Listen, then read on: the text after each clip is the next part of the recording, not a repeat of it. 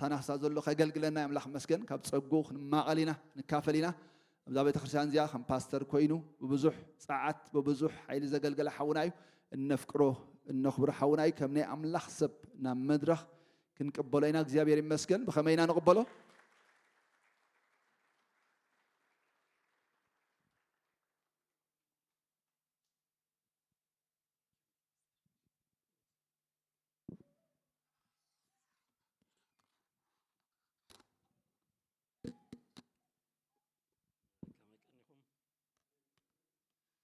الله مسكن كبرنا عملاقنا يكون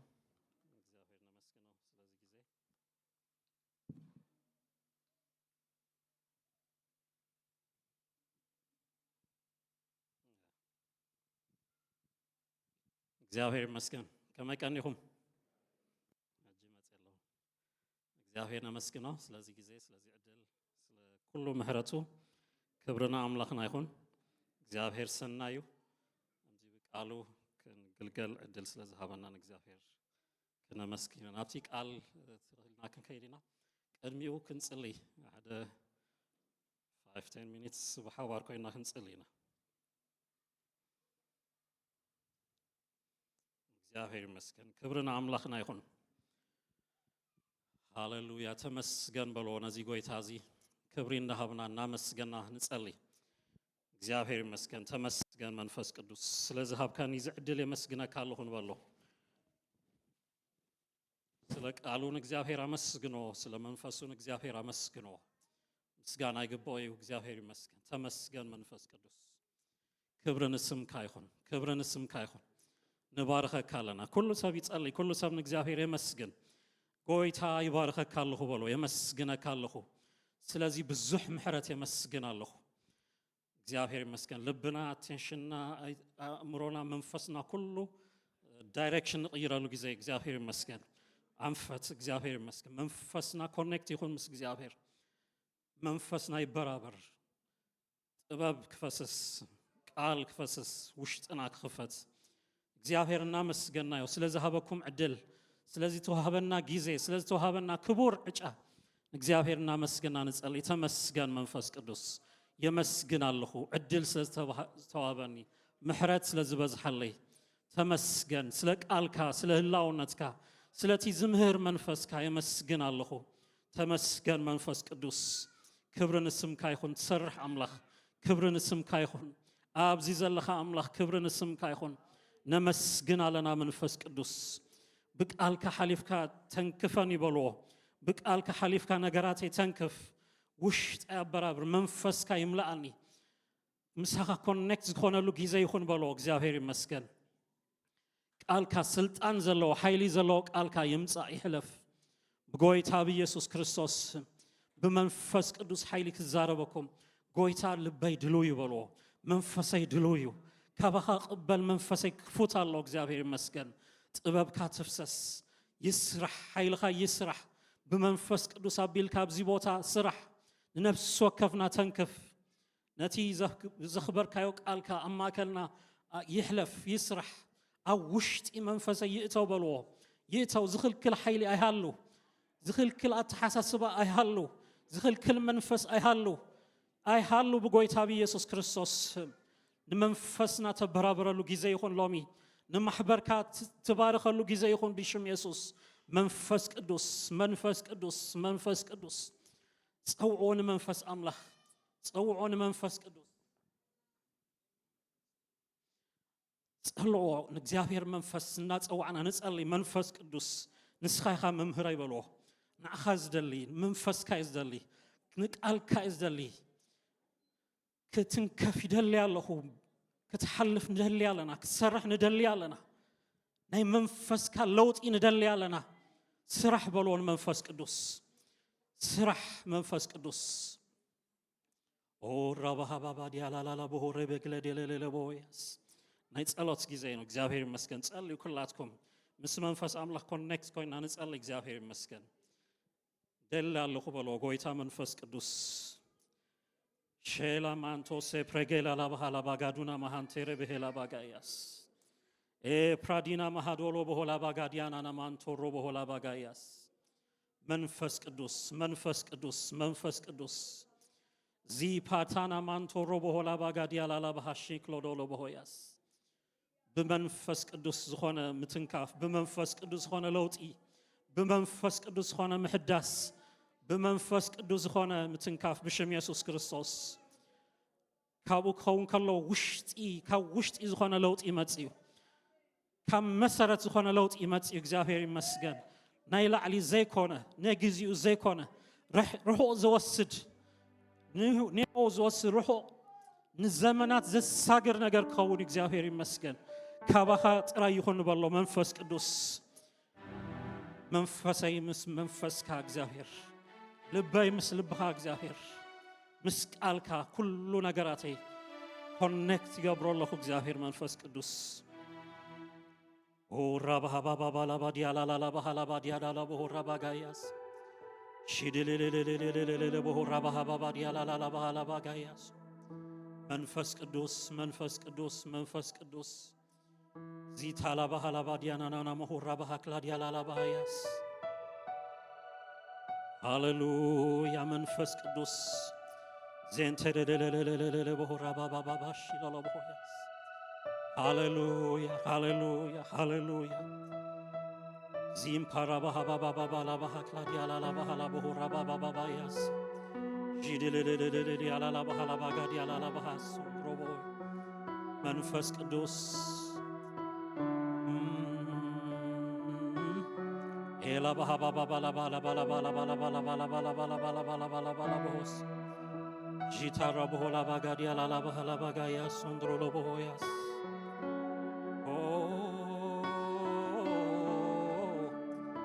ፓራባሃባዲያ መንፈስ ቅዱስ መንፈስ ቅዱስ መንፈስ ቅዱስ ሃሌሉያ ሃሌሉያ ሃሌሉያ ሃሌሉያ ሸለለለ ቦራባሃ ክላዲያና ማሃራባጋያስ ከም ልሙዳ ይኹን በሎ ሎሚ ኣብ ውሽጢ መንፈሰይ ዝዝራእ ናይ ህይወት ቃል ስልጣንን ሓይልን ዘለዎ ናይ ህይወት ቃል ናይ መንፈስ ቅዱስ ሓይሊ ዘለዎ ቃል ይሕለፍ ብሽም ኢየሱስ ክርስቶስ ነቲ ከውሒ ዝኾነ ዘበለ ነገራት ኩሉ ዝሰብር ነቲ ዝተረረ ነገራት ኩሉ ዘፈራርስ ናይ እግዚአብሔር ሓይሊ ናይ መንፈስ ቅዱስ ምሕላፍ ይኹን ሎሚ ብሽም ኢየሱስ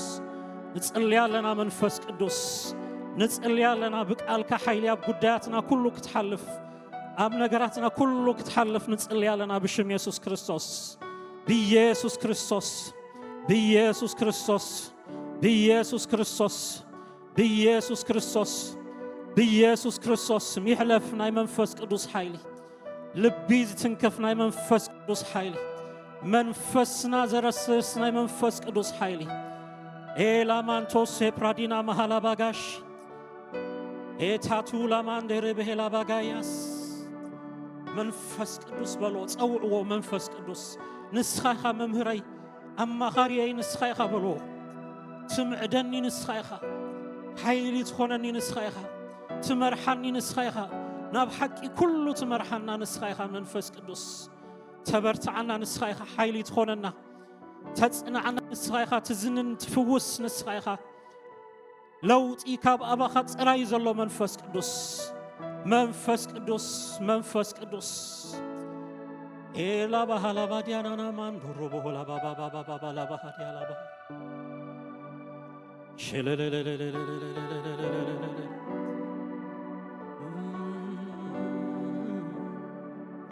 لاونتك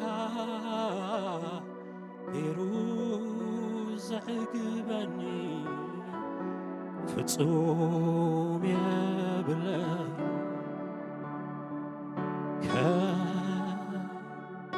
لاونتك يروز عقبني فتصوم يا بلاي لاونتك يروز عقبني فتصوم يا بلاي لاونتك يروز ፍጹም የብለ ተዘይደኽንኩም ተሲእኩም ኣእዳውኩም ኣልዒልኩም ከምኡ በልዎ ከህላውነትካ ገይሩ ዘሕግበና ፍጹም የብለ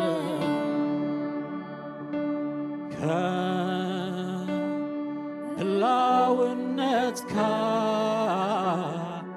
ገይሩ ዘሕግበኒ ፍጹም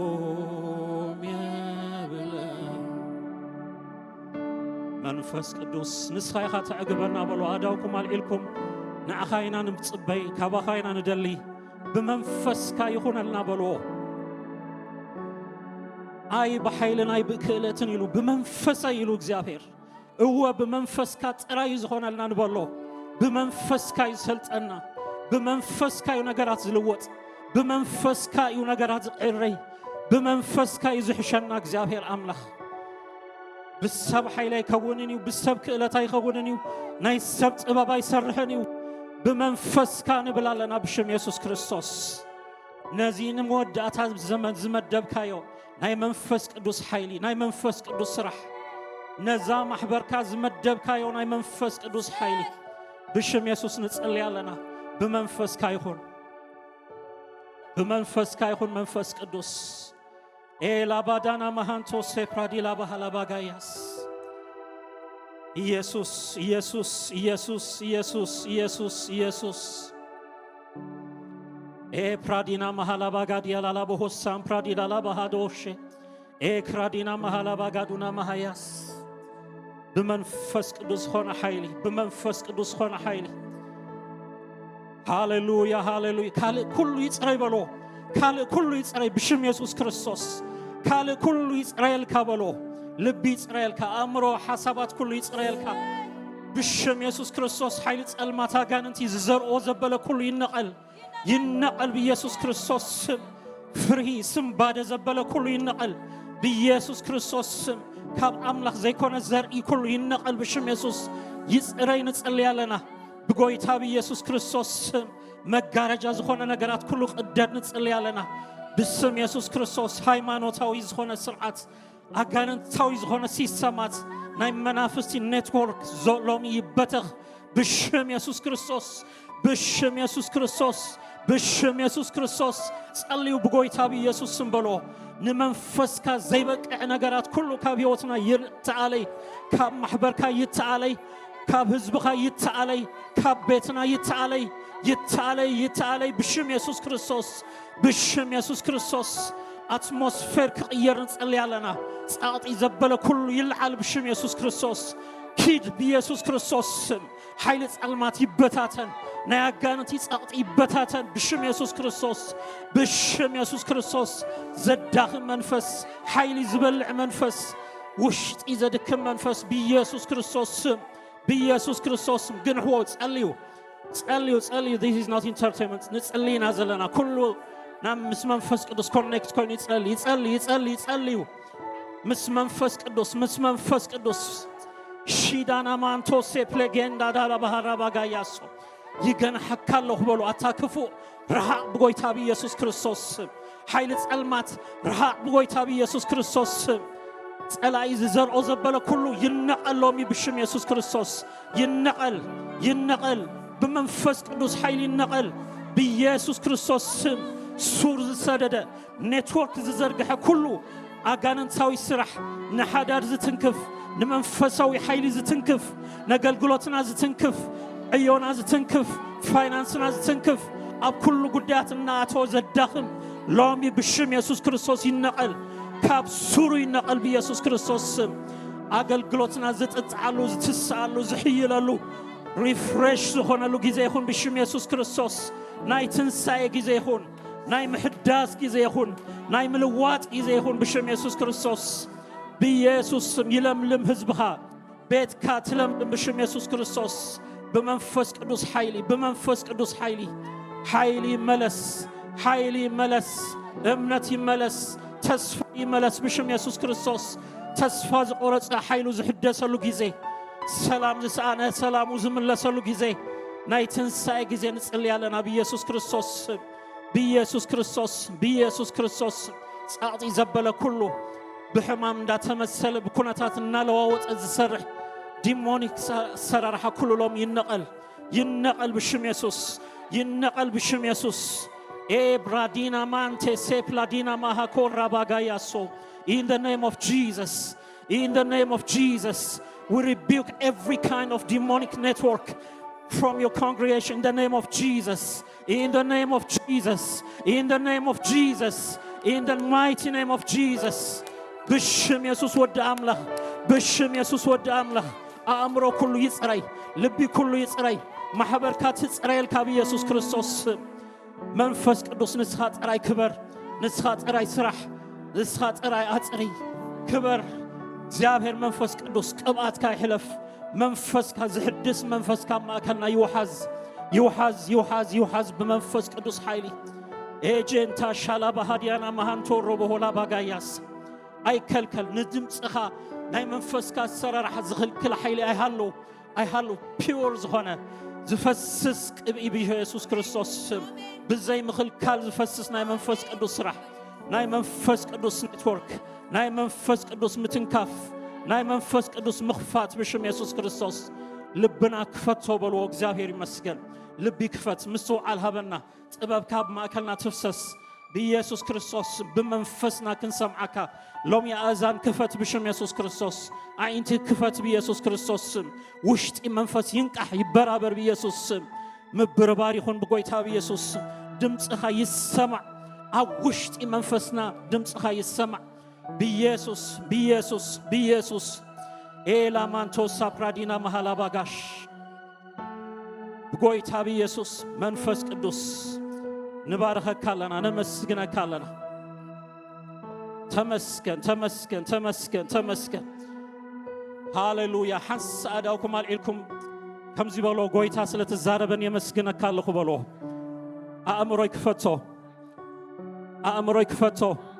لبونا يكفت مسو على الكافسس بمنفس كان لبي منفسي تزارب وشتي منفسي زاتوك ألكا أوشت إن قدات سنتي غزاتوب قالك يحلف منفس قدوس سرح نسأل على ناكزافير أملخ بقوي تابي يسوس كم دليت كخون قالك كم تياب لبها زلو كسلت قالك نسأل علينا كلنا قراتنا منفس كان جزء لنا سلز جبر كلنا تمسكن كبر كلنا قدسم كايخون باتي تفكر ودخا بقوي تابي يسوس آمين كبرنا እግዚአብሔር ይሁን እግዚአብሔር ክብር ይሃው እግዚአብሔር ይመስገን ክብርና መንፈስ ቅዱስ ይሁን በይታባረካ አምላክ ይመስገን ክብርና አምላክና ይሁን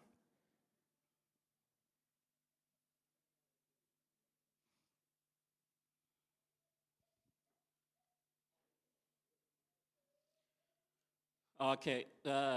كم بحدش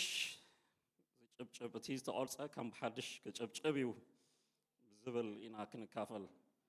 እግዚአብሔር ይመስገን ኢሳይያስ 11 ካብ 1 ክሳብ 5 ዘሎ ሐሳብ ክንሪና ኩላትና ነቲ ቃል በሐደ ክንንበቦ ኢና እግዚአብሔር ይመስገን እንታይ ብል ካብቲ ክሮት ጉንዲ እሰይ ከዓ ሓደ ጠጥዒ ክጨብጨቢው ሓደ ጨንፈሩን ካብሱሩ ክፈሪ ፍረክ ፈሪዩ አብልዕልዩ ድማ ኩላትና ንበሎ አብልዕልዩ ድማ መንፈስ እግዚአብሔር መንፈስ ጥበብን አእምሮን መንፈስ ምኽርን ኃይልን መንፈስ ፍልጠት እግዚአብሔርን ፍርሃቱን ከዓርፍ እዩ ተሐጓሱ አብ ፍርሃት እግዚአብሔር እዩ ኩላትና ለናምሽ ተሐጓሱ አብ ፍርሃት እግዚአብሔር እዩ عينو كم تري يفردن إذنو كم تسمعوها أي كبيننيو جناخ ندخاتات بتصدق كداني نتوم عقلات مدرخا بقن عنا كبين ببتري آفون مدري كوقعة بمنفس كنافرو دما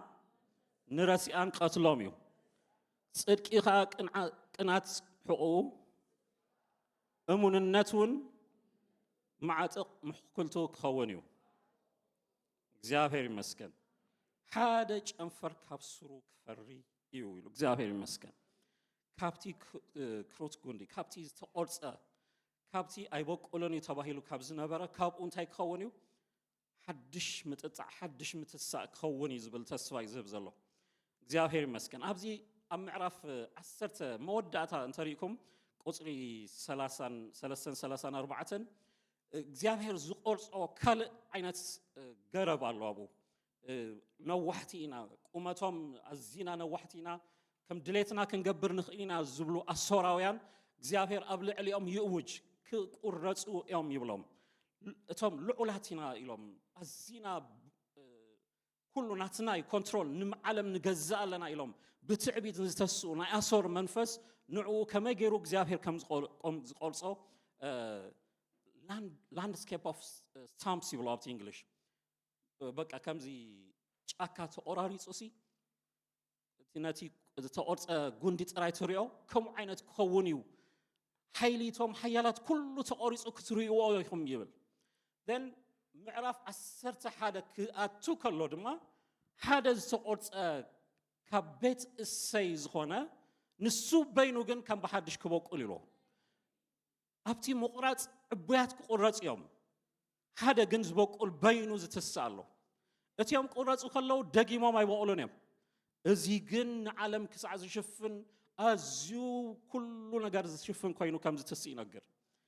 እግዚአብሔር ብትዕቢት ዝትስእ ዘበለ ኩሉ ከም ዝቆርጽ ኢና አንተ ቦይ ናቡከደነጾር ንእሽተይ ኮቲ ገብራ ነይሩ ተስቢት ናቡከደነጾር ብትዕቢቱ ምስተስአ ብሕልሚ እንታይ ኣርእይዎ ኣዝዩ ነዊሕ ዝኾነ ንምድሪ ዝሽፍን ገረብ ኣርእይዎምሽ ድሓር ክቁረጽ ከሎ ድማ ኣርእይዎ ድሓር ግን እንታይ ኢልዎ እቲ ጉንዲ ግን ይጽናሕ ተባሂሉምሽ ንዝተወሰነ እዋን ይጽናሕ ኣምላኽ ከይፈቀደልካ ምንሳሕን ምምላስን እንተዘየለ ደጊሙ ምብቃል ዝበሃል ነገር የለን ንእግዚአብሔር ምሕረት ነቲ ፈጺሙ ተቆሪጹ ዝነበረ ነገር እንደገና ይብቃል ኢሉ ዝእዝዝ እግዚአብሔር ጥራይ ንዝተወደ ነገር ከተስእ ዝኽእል እግዚአብሔር ኣምላኽ ኣለና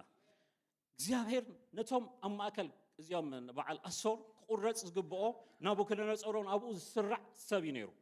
ካብ ማእከሎም ግን ዳንኤል ይምዕዶ እዩ ኣክቹዋሊ ኣይመተቆርጸ ነይሩ ናይ ዳንኤል ምኽሪ ተዝሰምዕ ነይሩ ናቡከደነጾር ምኽረይ ስማዕ ኢልዎ ተነሳሕ ብልብኻ ይትተዓበይ እግዚአብሔር ክብሪ ይሃቦ ኢልዎ ኣይሰምዖን እግዚአብሔር ክብሪ ክህብ ንድኻታት ንህዝቢ ዘበለ ኩሉ ፍትሒ ከውፅእ ብቅንዕና ክዳኒ ዳንኤል he was the best prophetic message ሽዑ ኣምፂኡሉ ነይሩ ኣይሰምዖን ረሲዕዎ እታ መቁራጽ ብግዚኣ መፅያ ናይ ናቡከደነጾር ምምላስ ኣብ ታሪክ ብዙሕ ተሰሚዑ ዘይፈለጥ እዩ ካብ መንግስቲ ተኣሊኻ ናብ እንስሳ ተቐይርካ እንደገና ይመለስ ተባሂሉ ዙፋን ክምለሰልካ እግዚአብሔር ጥራይ ዝገብሮ ነገር እዩ ኣምላኽ ጥራይ ዝገብሮ ነገር እዩ ኩላቶም ዙፋን ኣብ ዝደልዩ ህዝቢ ማእከል ኮይንካ ሞትካን ጥፍኣትካን ንዝጓየ ህዝቢ ኮይንካ እግዚአብሔር ነታ ዙፋን ተዘሂብዋ ማንም ክቅጽል ኣይክእልን እዩ እዚዩ ተረዲእዎ ዋላብቲ ጽላልኡ ከሎ ናቡከደነጾር እንታይ ብሎ ንእግዚአብሔር ድላይካ ትገብር ኣምላኽ ከም ዝኾንካ ፈሊጥ ኢልዎ ድላዩ ዝገብር ክቁረጽ ንዘለዎ ዝቆርጽ እንደገና ክትስእ ንዝግብኦ ዘተስእ እግዚአብሔር ኣምላኽ እግዚአብሔር ይመስገን ትዕቢት ኣዝዩ ዳንጀረስ ኣዝዩ ሓደገኛ ነዊሕ ዓመታት ዝሃነጽካዮ ዘበለ ኩሉ ከም ዝቆርጽ ከም ዘይትትስእ ገይሩ ዝሃርም ኣዝዩ ሓደገኛ መንፈስ እዩ ሓደገኛ ባህሪ እዩ ከይተረዳእካ ኢኻ ድማ ኣብ ውሽጥኻ ተብቁሎ ነታ ፋሲ ትስሕላ ባዕልኻ ብዝተዓበና መጠን ኣንነት ብዝወሰኸ መጠን እታ ፋስ እናበልሐት እንተ ተዓጊስካ እንተ ተመሊስካ ናብ ትሕትና እንተ ተመሊስካ ዕድል ኣሎ if not ግን ባዕልና ኢና ነቲ ፋስ ንስሕሎ ባዕልና ኢና ኣብ ኢድ ጸላኢ ነቲ ክስታይ ንህቦ እግዚአብሔር እንታይ ኢሉ እዚኣቶም ኩላቶም ይተኣለዩ ሓደ ግን ካብ እንዳ እሰይ ክትስእ ዝግብኦ ፈጺሙ ክጠፍእ ዘይግብኦ ጉንዲ ኣሎ ይብሎ እግዚአብሔር ይመስገን እታ ፋስ ምስ ወፀት ኣዝዩ ዳንጀረስ ታይም እዩ ኣዝዩ ሓደገኛ ግዜ እዩ እታ ፋስ ምስ ወፀት ንሓጢኣት ዘበለ ኩሉ ያና ቆራረፀት ትኸይድ እታ ሲዝን ኣላ ናይ ከምኡ ንዕቡያት ዘፍርሰሉ ሲዝን ኣሎ እግዚአብሔር ኣብ ልዕሊ ህዝቡ ንዝትስእ ዘበልኩ ከም ኣሶራውያን ጨካን ህዝቢ ንኣሶር እግዚአብሔር actually ኣተሲዎ እንታይ ብሎ ኣነ ብበትሪ ቅጽዓዮም ኢለካሲ ንስኻ ብሰይፊ መጺኻ ንህዝበይ ክሳዕ ክንዲዚ ንወደይ ይብሉ እግዚአብሔር actually ኣነ በትሪ ሂበካ እምበር ኣነ ሰይፊ ይሃብኩኻን ኣነ ቅጽዓዮም ኢለካ እምበር ቅተሎም ኣጥፋዮም ኣይበልኩኻን ኢልዎ ስለዚ ንዓኻውን ከተስኣካ ኢሉ ካልእ ሓይሊ ከም ዝተስኣሉ ይነግሮ ኣሶራን ብጭካነ ንህዝቢ ኣምላኽ ብፍላይ ነቶም 10 ነገድ ኣሶሮም ኣበይ ከም ዘሎ ክሳዕ ዘይፍለጥ ገዛ ብገዛ ኢንዲቪጁዋል እዮም ነቲ ህዝቢ በቲኖሞ ኣበይ ዓዲ ኣቦኻ ኣበይ ኣሎ ክሳዕ ዘይትፈልጥ ኣዲኻ ኣበይ ኣላ ክሳዕ ዘይትፈልጥ ንነፍሲ ወከፍ ነቶም ሓያላት ዝበሃሉ ድማ ብሂወቶም ከለው ቆርበቶም ናገፈፉ ኣዝዩ ጨካን ዝኾነ ጥፍኣት ነቲ ህዝቢ ዘጽነተ መንግስቲ እዩ ነይሩ እግዚአብሔር ነቲ ንህዝቢ ኣምላኽ እግዚአብሔር ኣሎ ንህዝቡ ሓደ ነገር ክንፈልጥ ኣለና ኣብዚ መድረኽ ይኹን ኣብ ዝተፈላለዩ ቦታ እግዚአብሔር ዝዛረቦ ናይ መጠንቀቕታ ንህዝቡ ዝዛረቦ ቃላት as a child ንደቁ ከም ዝቀጽዕ ኣቦምበር ከም ጨካን ቀጻዒ ከም ዘጥፍ ጨካን ፈራዲ ኮይና ይኮነ ዝተስ እግዚአብሔር ኣብ ቤቱ ዝዛረቦ ዘረባን ኣብ ደገ ዝዛረቦ ዘረባን ዝተፈላለዩ ኣዝዩ ዝተፈላለዩ ነዚ መንፈስ ክነለል ያለና አንተ ቦይ ምለና እቲ ንምቅጻዕና ዝመጽእ ንምምሕያሽና እምበር ንምጥፋ ኣይኮነ ንደቅ ኻሲ ሽጉጥ ጌርካ ይኮን ካንተ ቀጽዖም ያ ሰይፊ ሒዝካ እናቆራረጽካ ይኮን ካንተ ቀጽዖም it's impossible مش أي تحسبني እግዚአብሔር ከም አይነት መንፈስ የብሉን አቤቱ ናይ ባህሪ ናይ ተሐሳሰባ ናይ ካይዳ ናይ ዘይ ምብሳል ምልዋጣት ይዝገብር of course አመፀኛ ዘበለ ኩሉ በመገዱ በዓሉ ዝቅጽዓሉ እግዚአብሔር ይፍንዎ እዩ እግዚአብሔር አብደቁ ዝሕዟት ተሐዛን ደገ ዘሏት ተሐዛን ይፈላልይ እታፋስ ክትወጽእ ከላ ግን ንዕበያት ንኩሉ ኣብ መንግስቲ ተኣቱ ኣብ ፖለቲክስ ኣብ ኩሉ ነገራት ተኣተሉ ሲዝናል አካይዳሎ ሽፍት ይገብር ነገራት ብትዕቢት ኣነ ዝበሉ ዘበሉ ኩላቶም ሃንደበት ጠፊኦም ትረኽቦም ሲዝን ለውጥ ይመጽእ ኣብ ያሎ ጃይንት ዝበሃሉ ብትዕቢቶም ኣነ ኢሎም ዝፍክሩ ዘበሉ ኩላቶም መንግስትታት ይኹን ውልቀ ሰባት ይኹን ኩላቶም እታፋስ ክትስእ ከላ ሲዝን ኣለዋ ዝጠፍእ ኩሉ ተጽፍያ እታፋስ ዝወጸትሉ ጊዜ ነቲ ህዝቢ ኣምላኹን ዝለከመትሉ ጊዜ ነይሩ እዚ ኢሳያስ ቅድሚ ኢሳያስ ተዛረበሉ እዋናትን ይትንከፊው እና ኤርሚያስ ነቢ ኤርሚያስ ዝነበረሉ ጊዜውን ይትንከፊው እቲ ህዝቢ ብትዕቢት ምስማዕ ኣብ ዝኣበየሉ እዋን እቲ ፋስ ምስወፀ ኣብ ቤት ዳዊት ኣትያ ነቲ ህዝቢ ድማ ኣርሒቁ ክሳዕ ዝኸይድ ናብ ባቢሎን ክሳዕ ዝሽየጥ እታ ፋስ ቆሪጻቶ ነቲ ህዝቢ ነቲ ኣብ እስራኤል ዝተቆርጸ ኣቆራርጻን ኣብ ኣሶር ኣብ ባቢሎን ዝተቆርጸ ኣቆራርጻ ግን ዝተፈላለየ እቲ ደጊሙ ከም ዘይተስእ ታሪክ ኮይኑ ከም ዝጠፍእ እዩ ዝገብሮ ደጊሙ ዘይራእይ ኣብ ጽሑፍ ጥራይ ንረኽቦ ይኸውን እዚ ግን ቤት ኣምላኽ እዩ ህዝቢ ኣምላኽ እዩ እንደገና ክጥጥዕ ዘሎ ህዝቢ እዩ ንመቅጻዕቲ እንደገና ክበዝሕ ምእንቲ እምበር ከጥፍኦ ከጽንቶ ኢሉ ኣይኮነን እግዚአብሔር ነዚ ዝገብር ኣብ ንልቦም ኣብ ምጽራይ እምበር ንህይወቶም ኣብ ምጽናት ኣይኮነን እግዚአብሔር ዝሰርሕ እዚ ኣብ ዝኾነሉ ልዕሊ 600 ዓመት ጸጥ ኣብ ዝበለሉ እዋን ኢሳያስ ኣርሒቁ ክጥምት ጀሚሩ ይርኢ ኣለኹ ክብል ጀሚሩ ኣብ ቤት እሰይ እታ ዝተቆርጸት ጉንዲ ክትጭብጭብ ከላ ይርኢ ኣለኹ ኢሉ እግዚአብሔር ይመስገን ክትስእ ከላ ይርኢ ኣለኹ ናይ በዓል ኣሶር ኣይኮነን ዝዛርብ ዘሎ ናይ በዓል ባቢሎን ኣይኮነን ዝዛርብ ዘሎ እዚ ህዝቢ ዝትስእ ቆሪጽካዮ ፈጺሙ ዘይጠፍእ ሱሩ ምስ ዘለዓለም ኮኔክትድ ዝኾነ እንተ ተቆርጸ ዝበዝሕ ዓይነት ባህሪ ዘለዎ ፍሉይ ዓሌትን ህዝብን ከም ዝኾነ ይርእዮ ቤት እሰይ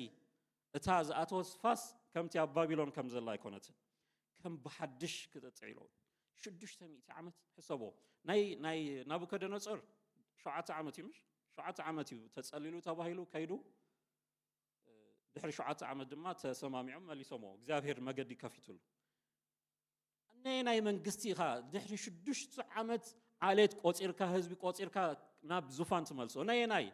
ኣበይ ናይ ዓዲ ተሰሚዑ ይፈልጥ ፍላይ ሕጂ ዘሎ ሲስተም ኣብዚ ዘመንና ዘሎ ሲስተም ሓንሳ እቲ ሮያል ጋቨርንመንት ምስ ፈረሰ እዚ ንጉሳዊ አገዛዝ ዝበሃል ምስ ፈረሰ ደጊሙ ከም ዘይስማዕ ናብዚ ዲሞክራቲክ ገለመለታት ይቅየር ናብ ካል አካይዳ ይቅየር እዚ ግን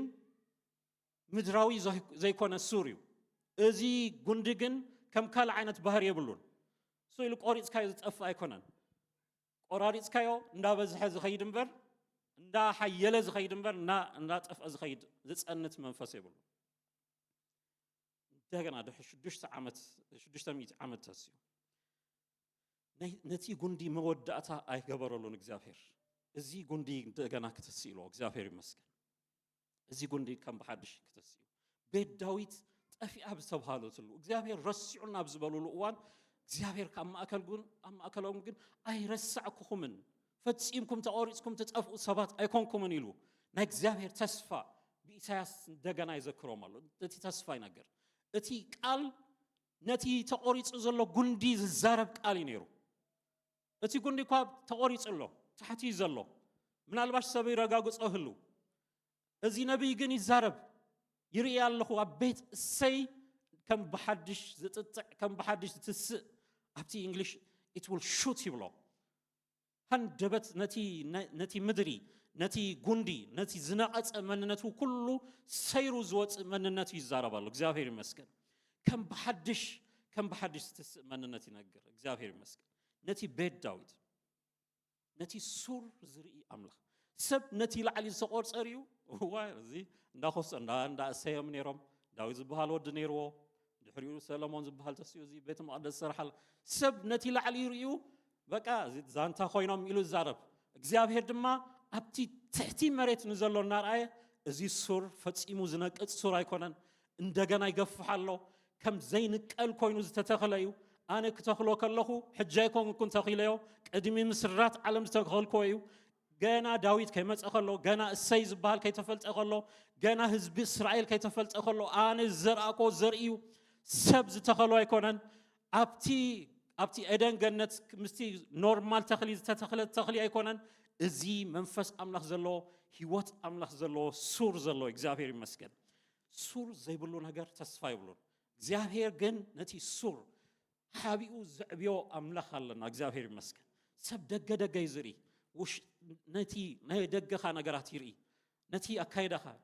ነይሩ እንዳበለ ብዙሕ ዛንታ ልቢ ዝሃርም ነገራት ይገብር እግዚአብሔር ድማ ኣብ ውሽጢ ዝስራሕ ነገር ይርኢ ሰብ ዘይርእዮ አካይዳ ዘሎ አምላኽ ኣለና እዚ አምላኽና ስውር አካይዳ ንጸላኢ የዘንግዖም ንኩሉ ሓመይቲ ዘበሉ ኩላቶም የዘንግዖም ተስፋ ተቆሪጽሎ ኣይትስእን እዩ እዚ ከምዚ ነይሩ ብዛንታ ንዝፍለጥ ዘበለ ኩሉ እግዚአብሔር ከም በሐድሽ ዝተስእ አምላኽ ሞይቱ ዝተባሃለ ነገራት ህይወት ዝዘርእ አምላኽ ኣለና ክብርን አምላኽና ይኹን እቲ ዝተቆርጸ ጉንዲ ሱር አለው እስኪ ከምኡ ንበል እቲ ዝተቆርጸ ጉንዲ ሱር አለው በሎ እንደገና እቲ ዝተቆርጸ ጉንዲ ሱር አለው እግዚአብሔር ይመስገን ትፈልጡ ዲኹም ሕጂውን ኣብ እስራኤል ንብላ ሃገር ይፈትኑ ኣለው አርቲፊሻል ብዝኾነ መገዲ ነታ ጉንዲ ከዕብይዋ እቲ ሱር ግን ናብ ምድሪ ሱር ይሰድድ ኣሎ አምላኽ ብጎይታ በኢየሱስ ክርስቶስ ብክብሪ ምስ መጸ ትጥጥዕ ፍልይቲ ናይ እግዚአብሔር መንግስቲ ትሰርሕ ጉንዲ ኣላ ቢዮንዲት ድማ እግዚአብሔር ተቆሪጹ ዝነበረ ኣብ መስቀል ተዘሪኡ ዝበቆለ ብናይ ኢየሱስ ክርስቶስ ደም ንዝጥጥዕ ንዝጭብጭብ ሓድሽ ተኽሊ ንዕኡ እንዳርአዩ ኢሳያስ ዝነግር ዘሎ ተቆሪጹሎ እቲ ኣቆራርፃ ናይ ኢየሱስ ክርስቶስ ናይ መስቀል ሞት ይዛረብ ዘሎ እቲ ኣቆራርፃ እቲ ሰባት ዝሰዓሩ ዝመስለሉ አካይዳ ይዛረብ ዘሎ እቲ ኣቆራርፃ ከም ካልእ መንግስታት ከም ካልእ ምስ ኢየሱስ ክልተ ዓመፀኛታት ተሰቂሎም ነይሮምሽ ከም ተራ ዓመፀኛ ሰብ ድሌቱ ከም ዝገብሮ ኩሉ ዓለም ተሰማሚዑ ቤት ፍርዲ ዓመፀኛታት ኮራፕት ዝኾኑ መራሕቲ ከም ድሌቶም ዝገብሮ ይዝመስል ከም ተራ ማውታ ዝመውት ይዝመስል ኣብ ሞቱ ውሽጢ ግን ናብ ታሕቲ ሱር ዝሰድድ ጎይታ እዩ ኣብ ሞቱ ውሽጢ ግን ሲኦል ከይተረፈ ወሪዱ ንሙታት ብስራት ዘበስር አምላኽ እግዚአብሔር ይመስገን እቲ ጉንዲ ጨንፈር ክወፅእ እግዚአብሔር ኣብ ሱር ውሽጢ ይሰርሕ እግዚአብሔር ይመስገን እዚ አይ ቲንክ ናይ ቻይኒዝ ባምቡ ዝብሎ ኣሎ ክትተኽሎ ከለኻ ዓመታት እዩ ዝወስድ የለን በቃ እዚ ተስፋ ቆሪፀሎ ክትብል ከለኻ ውሽጢ ግን ነቲ ገዛውቲ ኩሉ ይዝመልኦ ውሽጢ ድሓር ግዜ ኣሎ ሲዝን ኣሎ ስብርብርብር ኣቢሉ ኢላ ናብ ላዕሊ ሹት ይገብር መዓስ ዘራእናዮ ክሳዕ ትብል ዓመታት የለን ተባሂሉ ኣብ ዝተረስዓሉ እዋን 600 ዓመት ኣብ ዝተባሃለሉ እዋን ኢየሱስ ዝበሃል ተራ ዝመስል ሓደ መንእሰይ ነቲ ታሪክ ናይ እስራኤል ጥራይ ክኮነስ ናይ ዓለም ኩሉ ሓጢያትን ገበን ኩሉ ሶሉሽን ሒዙ ዝመጽእ ነቲ ጉንዲ ምድራዊ ዝመስል ዝነበረ ጉንዲ ሰማያዊ ገይሩ ዝለወጠ ኢየሱስ ክርስቶስ ተስዩ እግዚአብሔር ይመስገን እቲ ሱር ይሰድድ ኣሎ እግዚአብሔር ይመስገን ሱርኩም በቀሊሉ ዝንቀል አይኮነን እስኪ ከመበሉ ሱረይ በቀሊሉ ዝንቀል አይኮነን ደጋዊ ኣብ ህይወትኩም ዝሐልፍ ነገራት አይትርአዩ ተወዲኡ ዝበሃል ነገራት አይትርአዩ ስጋዊ ነገራት አይትርአዩ ምድካም ኣሎ ሙዳቅ ኣሎ ስጋዊ ሕግታት ኣብ ልዕሌና ይሰርሕ ውሽጥና ግን ኮኔክት ዝሆነሉ እቲ ሱር ግን ምስ መንግስቲ ኣምላኽ ኮኔክት ዝሆነ እዩ ኣብ ታሕቲ ሰብ ዘይነቕሎ ኣጋንንቲ ዘይነቕሎ ናይ ምድራዊ ሲስተም ዘይነቕሎ ኣምላኽ ዝተኸሎ እግዚአብሔር ይመስገን ተሳዒሩ ጠፊኡሎ ኣይተስእን እዩ ከምኡ እቲ እንታይ ይብሉ ብዛዕባ ኢየሱስ ክዛረብ ከሎሲ ጸላእቱ እንታይ ገይሮም ኢሉ ሓሰው በቃ ሲዒርና ሞይቱ እንዲሁ እቲ ዜናታት ኩሉ ኢየሱስ ሞይቱ ዝብል ብድሕሪት ግን ኢየሱስ ኣዝዩ ኣሰራርሑ ፍሉይ ጥበብ ዓለም ኩሉ ከንቱ ገይርዋ ብሞት ምስዓር ዝኽእል ክቁረጽ ከሎ ዝበዝሕ ባህሪ ዘለዎ እንተ ዘይቆሪጽካዮ ኣክቹዋሊ ሓንቲ ኮይኑ ዝኽእል እንተ ቆሪጽካዮ እንዳበዝሐ ኸይድ ንኩሉ ዝሽፍን ኮይኑ ኸይድ እግዚአብሔር ይመስገን ዶንት ኮኔክት ህይወትኩም ምስ ምድራዊ ሱር ኣይተተሓዝዋ ዝቁረጽ ዓይነት ብቐሊሉ ዝንቀል ዓይነት ሱር ኣሎ ናይ ኣሶር ዓይነት ሱር ኣሎ ብትዕቢት ብምድራዊ ብገንዘብ ዝሰክር ብትዕቢት ብፍልጠት ብሰባዊ ማዕረጋትን ክብረትን ብኸምኡ ዝሰክር ሱር ኣሎ ብቐሊሉ ዝንቀል ንፋስ ምስ መጸ ሓንሳብ ምስ መጸ ኣውድቕ ይብሎ ንቕልቅል ይብሎ ፈጺምካ እንቓኒቕካዮ ናይ ዓለም ኣጋንንቲ ተኣኪቦም ክነቕልዎ ዘይክእሉ ኣምላኽ ምስ ተኸሎ ማንም ክነቕሎ ዘይክእል ሓደ ሱር ኣሎ ሓደ ጉንዲ ኣሎ ኣብዚ ውሽጢ ምዚ ጎይታ ምብቃል ኣዝዩ ዓቢ ነጥቢ እግዚአብሔር ይመስገን ዝጭብጭብ ጨንፈር እግዚአብሔር ይመስገን ጉንዲ ኮይኑ ዘይተርፍ ህይወት ተቆሪጹ ዘይተርፍ ህይወት unexpected it will shoot you ፈጺምካ ይጽበይንኻ እግዚአብሔር ብዘይ ተጸበናዮ መገዲ ዝሰርሕ ኣምላኽ ብዘይ ተጸበናዮ ንስኻ ብማይ ክትሰርሕ ከለኻ ንሱ ብደሙ የተስኦ ንሕና ብናይ ሰብ ኣጀንዳ ቶም ፈሪሳውያን ከምኡ እዮም ሓሲቦም ነይሮም ንዚ ወዲሲ ንእምን ነው ኣትሊስት ንጉስ ከም ዝኸውን እንተ ዘይሉ እንተ ኣብዩና ግን ኣጀንዳና ስለ ዘበላሹ ንቕተሎ ኢሎም እዮም ሓሲቦም ንሳቶም ብምድራዊ ኢሌክሽንን ሆሆን ንጉስ ክገብሮ ደልዩ ናቱ መንግስቲ ግን ንምድሪ ኩላ ትገዝእ ንእስራኤልን ምስ ሮም ጥራይ ኮንን ኮኔክሽኑ ዘመናት ኩሉ ዝሓልፍ መንግስቲ ሒዙ ዝመፀ ጎይታ እዩ ብሰብ ዘይሽየም ብሰብ ዘይወርድ ብሰብ ተቆሪጹ ዘይጠፍእ ጎይታ እዚ መደቡ ግዚኡ ገይሩ መዲቡ ዝመጽእ ኣምላኽ እዩ እግዚአብሔር ይመስገን 600 ዓመት ናይ ክንደይ ሰባት ህይወት ክንብሎ ኢና ሞይትና ተንስእሲ ክንደይ ዓመታት ክንደይ ግዜ ምተሳእና ነና ማለት መሚቲ ዓመት ንሃቦሞ 6 ግዜ ሞይትካ 6 ግዜ ትትስእ ማለት እዩ ብዛዕባ 30 ዕድመና ኢና ንዛርብ ዘለና እግዚአብሔር ግን ብዘመናት ፈጺሙ ክትሓዝ ዘይክእል ኣጀንዳ ኢና ኣባና ዝሰርሕ ናትና ኣጀንዳ ሕጂ ዝተጀመረ ምስ ተወለድና ዝተሓሰበ ኣይኮነን ቅድሚ ምስራት ዓለም ዝተሓሰበ ሓሳብ ድሕሪ ዓለም ኩሉ ምስ ተጠቕለለ ድማ ዝቕጽል ናይ እግዚአብሔር ኣጀንዳ ምድራዊ ሓጺር ግዜ ኣይኮነን ብሰብ ዝተጸበዮ መገዲ ዝሰርሕ ኣምላኽ እግዚአብሔር ይመስገን ናይ ሰብ ኣጀንዳ ኣይኮነን እዚ ኣጀንዳ ናይ ኣምላኽ ሓሳብ እዩ ናይ እግዚአብሔር ምኽሪ እዩ ክብርን ኣምላኽና ይኹን ሰብ ዘይተጸበዮ መገዲ ኣዝዩ ትሑት ብዝኾነ መገዲ እግዚአብሔር ይመስገን እንታይ ኢሉ እቲ ኤክስፔክቴሽን ሲ unexpected እዩ ድሓር ዳዊት ክትብል ክትጽበይ ከለኻ ብዛዕባ ምን ይዛረብ እሰይ ኢሉ ይዛረብ ኮነ ኢሉ እዩ ብዛዕባ እሰይ ይዛረብ ብዛዕባ ዳዊት ክትዛረብ ኩላትና ምተረዳእና ወጅግናይ ትስኣለው ንፈልጦ ኢና ገለም በልና እዚ ግን እሰይ ዝበሃል ዘይፍለጥ ዓለም ዘይራእየቶ መገዲ ዝመጽእ ኣምላኽ بزرعي مقدي كيكونس بزنع بزترسع دا سيلكا كتحسب كلها نسو أكايدو بخومي توم فريساينسي كاب نازريت كاب غليلا كاب توم دا زيت مهارو يمزلو كاب توم زيت تصبيو بوتا እግዚአብሔር نتين عالم زدحن مدحاني أتسيو እግዚአብሔር يمسكن بتحط مقدي unexpected humble مقدي بزفلت مقدي يكون إن እግዚአብሔር مقدي ناي تحطاني أبويات قرص وخلوا فتسيمو ما يبقولونهم أبتحطان زمت معتن تفلالي مكران جن زبزحهم حيلي زخون እግዚአብሔር يمسكن እግዚአብሔር نتحطان دقيمو ناي متساقي زي كبرولهم እግዚአብሔር يمسكن نهزبو دقيمو ناي متساقي زي እግዚአብሔር يمسكن أتي أجندة دما متقطع ጥራ ይኮነን ምብቋል ጥራ ይኮነን ከምዚ ኣብዚ ምሳል ገጾም ዝኸዱ ክስታለው ኣብዚ በቃ ሶይሎም ፍራይ ህበካ ገላይ ህበካ ኦኬ ንመልክዕ ነዚ ቸርች ንሽተ ያገልግላል ብጀካ እዚኣ ግን ይወቁላል ኣብዚ ይወቁል ትዕላሙ አይተፈለጠን ብጀካ ዲኮሬሽን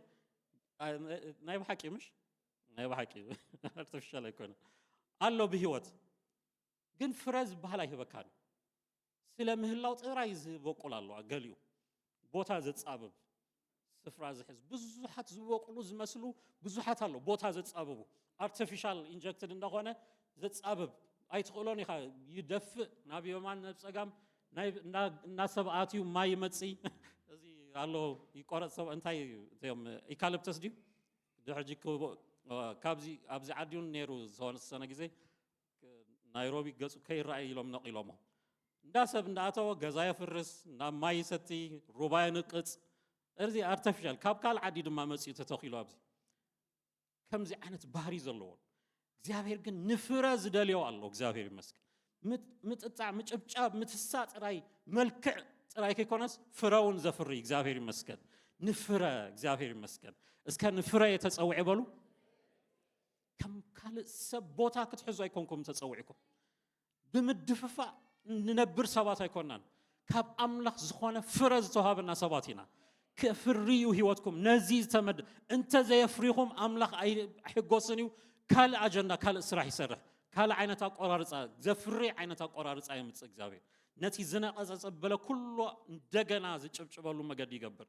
كن فريز تتصوعنا سباتنا إغزابير مسكن بقى وليركا ميركا እንዳخصو ገዛ ሰሪሖም አሉ አንስኻውን ክሰርሐለካ እዚ ናይ ሰብ አጀንዳ ከነ ማላ ዝተፈጠረና ሰባት ይኮናል ፍረኹም ዘለዓለማዊ ዝኾነ ፍረ ካብ አምላኽ አጀንዳ ዘለና ሰባት ኢና ፍረ ክራይ አለው ኣብዚ ቤት እዚ ኣብ ህይወትኩም ፍረ ክራይ አለው አምላኽ ዝደልዮ ዓይነት ፍረ ስለምንባር ኢልኩም አይኮንኩም ትነብሩ ዘለኹም ህይወትኩም አይንቀጽ ህይወትኩም ትርጉም ዘይብሉ ኮይኑ አይሰማዕኩም እግዚአብሔር ኣብ ነፍስ ወከፍና ምዕባይ ምጥጣዕ ጥራይ ኮነን ዝርኢ ምፍራዩን ይርኢ እስኪ ምፍራዩን ይርኢ ያበሉ ምፍራዩን ይርኢ እግዚአብሔር ኣብታ ዝነቐጸት ጉንዲ ኣብኣ ፍረ ይርኢ እግዚአብሔር ኣብታ ዝቆርጸት ጉንዲ እግዚአብሔር ፍረ ይርኢ እግዚአብሔር ይመስገን ቦታ ትሕዙ ሰባት ጥራይ ኮንኩም ጽላል ክትኮኑ ይኹም ንብዙሓት መድሃኒት ክትኮኑ ይኹም ንብዙሓት ምግቢ ክትኮኑ ይኹም ንብዙሓት ንብዙሕ ዝዝርጋሕ ንብዙሕ ዝሽፍን እግዚአብሔር ይመስገን ስለምንባር ስለምውላድ ስለምሟት እዚ ታሪክ ነጻበብ ናይ ታሪክ መጽሓፍ አይኮናን ንሕና እግዚአብሔር አጀንዳ እቲ ሱር ምስ አምላክ ኮኔክት ዝኾነ እዩ ዝጭብጭብ ጨንፈር ዘፍሪ ጨንፈር እግዚአብሔር ይመስገን እዚ ታሪክ ኣብ ዘመናት ኩሉ ነዚ ይገብር ይውዒሉ እግዚአብሔር አይወልድን ይተባሃል አብርሃም ህዝብታት ዓለም ኩሉ ብሰንኩ ይባረኻሉ እግዚአብሔር ይመስገን እዚ ሞዚዩ ኣብቲ ዝሞተ ማህፀን ውሽጢ ዝሰርሕ አምላኽ ኣለና ኢምፖሲብል ኣብ ዝተባሃለ ቦታ እግዚአብሔር ይመስገን አሪጎም ኣለው እዲኦም ኣለው ቆልዓ ዘይዕብዩና ኣብ ዝበሃለሉ እዋን እግዚአብሔር ግን ተኣምር ዝገብር አምላኽ ናይ ተኣምራት አምላኽ እዩ እግዚአብሔር ይመስገን ነቲ ጉንዲ ጨናፍር ብምውፃእ ክኢላ ዝኾነ አምላኽ ኣብ ህዝቅኤሉን ይነግረና ነቲ ዝነቐፀ ዓፃፅምቲ እንታይ ገብሮ እዩ ሰራዊት ገይሩ የተሰዩ እስኪ ሰራዊት ገይሩ በሎ እግዚአብሔር ይመስገን ብርቱዕ ሰራዊት ከማን ይብሎ ኖርማል ህዝቢ አይኮነን ሰራዊት ይትስእ ነቲ ጸላቱ ኩሉ ብሕነ ምፍዳይ ዘጥፍእ ሰራዊት ይትስእ ሞይቶም ክበሃል ከሎ ለካ እግዚአብሔር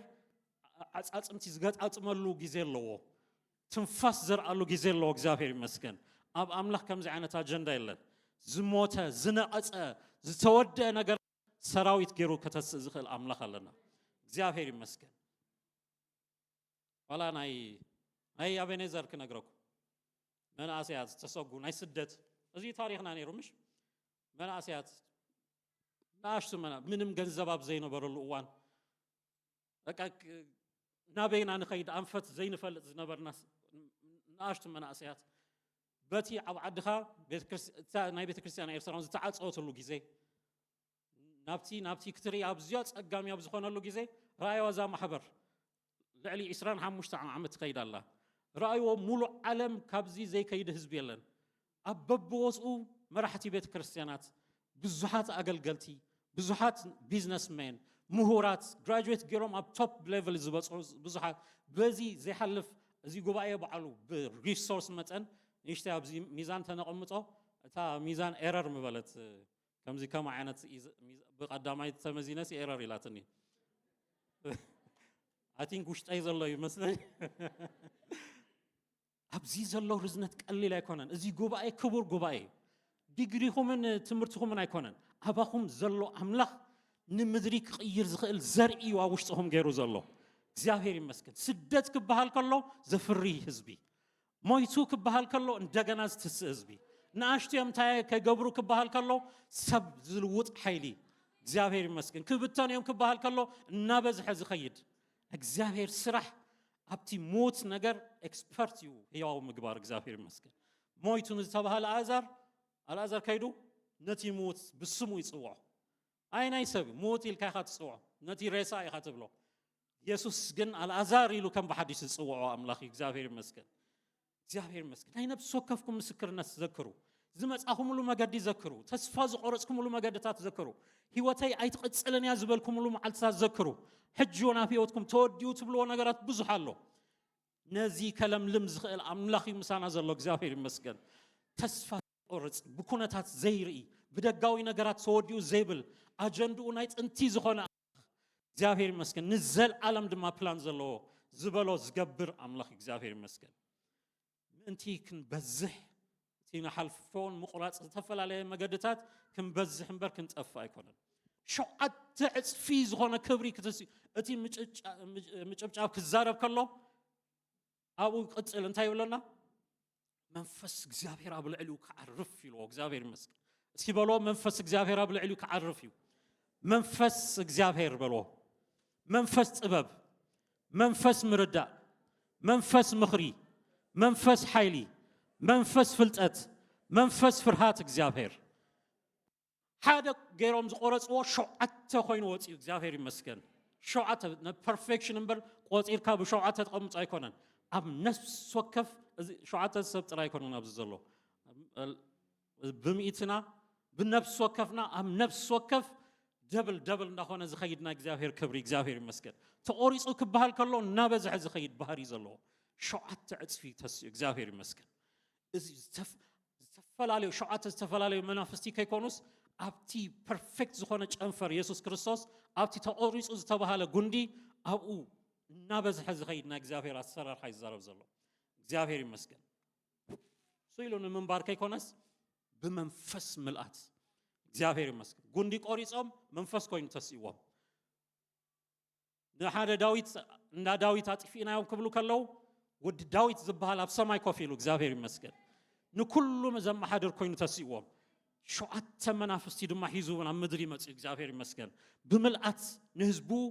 ብጥበብ ብምርዳእ ብምኽሪ ብኃይሊ ብፍልጠት ብምልአት ናይ መንፈሱ ኮንትሮል ዝገብር እግዚአብሔር ይመስገን በመንፈስ እግዚአብሔር እስኪ መንፈስ እግዚአብሔር በሉ ድገሞ መንፈስ እግዚአብሔር እዚ ናይ ክርስቶስ ተስፋ ጥራይ ኣይኮነን እቲ ናይ ክብሪ መንፈስ ናይ ኢየሱስ ክርስቶስ መንፈስ ኣብዛ ማሕበሩ ኣብ ነፍስ ወከፍና ውሽጢ ኣሎ ነዚ ሸውዓተ ብምልአት ዝሓዘ ኢየሱስ ኣብ ነፍስ ወከፍና ዝፋኑ ገይሩሎ እግዚአብሔር ይመስገን እቲ ቆሪጽካዮ እናበዝሐ ዝኸይድ ኢየሱስ ኣብ ልቢ ነፍስ ወከፍና ኣትይሎ እግዚአብሔር ይመስገን መንፈስ እግዚአብሔር ሒዙ መጽኡ ኣብ ልዕሊኡ መንፈስ ኣለዎ ከም ካልኦት ኣጋንንቲ ዝተመልኡ ኣይኮነን እዚ ናይ እግዚአብሔር መንፈስ ዘለዎ እዩ እዚ ሞገስ ኣምላኽ ዘለዎ እዩ ምስ ህልውና ኣምላኽ ምስኡ ይወፅእ ክብሪ ኣምላኽ ምስኡ ይወፅእ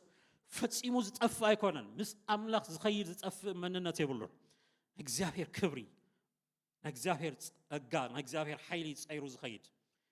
እቲ ቅብኣት ናይ በዓል ኤልያስ ዓይነት ናይ በዓል ሙሴ ዓይነት ኣይኮነን ንሱ ምድራዊ ንሱ ብሉይ እዩ እዚ ግን በሐድሽ መንፈስ ዘለዓለማዊ ናይ ተሐድሽ ሰማያዊት መንግስቲ ሒዙ ዝመጸ መንፈስ እግዚአብሔር ይመስገን ኣብ በዓል ኤልያስ ሓደ ክልተ ሸውዓተ ኢልካ ትቆጽሮም ተኣምራት እዩ ኣብ ኢየሱስ ግን ማእልያ ዘይብሉ ናይ እግዚአብሔር ኃይል ይግለጽ መንፈስ እግዚአብሔር ኣብ ልዕሉ ኣሎ እግዚአብሔር ይመስገን እዚ መንፈስ ድማ ነዛ ማሕበር ተዋሂቡ ዘሎ እዚ መንፈስ እዩ ናትና ናይ ደቅናን ተስፋ እዚ ተስፋ እዚ ንዓኹምን ንመንን እዩ ንደቅኹምን ተባሂልና እግዚአብሔር ይመስገን እስኪ መንፈስ አምላኽ በሉ እግዚአብሔር ይመስገን ኣብዛ ማሕበር ኣሎ ኤቤኔዘር ንመንፈስ ቅዱስ ተመደበት ማሕበርያ ብመንፈስ ቅዱስ ትሰርሕ ማሕበርያ እዚ ብፊውልን ብካራቴ ገለ ዝሰርሕ ኣይኮነን ብመንፈስ ቅዱስ ይሰርሕ ብምድፍፋእ ዝሰርሕ ኣይኮነን ድምፂ እንዳብዝሓና ኣይኮናን ምልክታት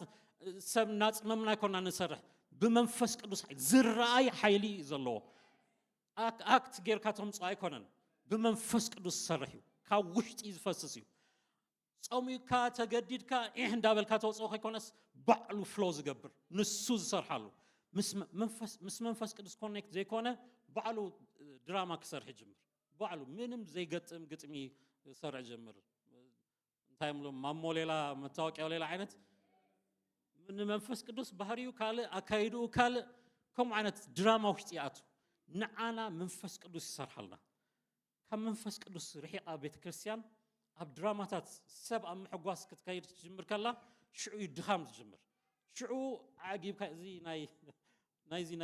ናይ ኬንያ ፖለቲክስ ዝኸውን ንግሆ ተቃውሞ ሰልፊ ትወፅእ ንግሆ ዘይተዕግቦ ኣካይዳ ንነፍስ ወከፍ ክዕግብ ዝኽእል እግዚአብሔር መንፈስ ጥራይ ኣብዚ ድማ ንማንም ሰብ ክንዕግብ ኣይመጻናን ነቲ ክዓግብ ክኸብር ዝግብኦ ክርስቶስ ንዑ ከነኽብር ኢና መጺና ሕጂ ብመዝሙር ምርጫ እንተ ንጅምር ኣብዚ ቀደም ከምኡ እዩ ነይሩ ቀደም ናይ ቀደም ቸርች እስኪ ናይ መዝሙር ክንዘምር በቲ ኣሰራርሓ ክፍሉ ይብል በቲ ሓደ ክልተ ኩሉ ክስታይ ይመርፅ እቲ መራፂ እቲ ፕሮግራም ዝመርሕ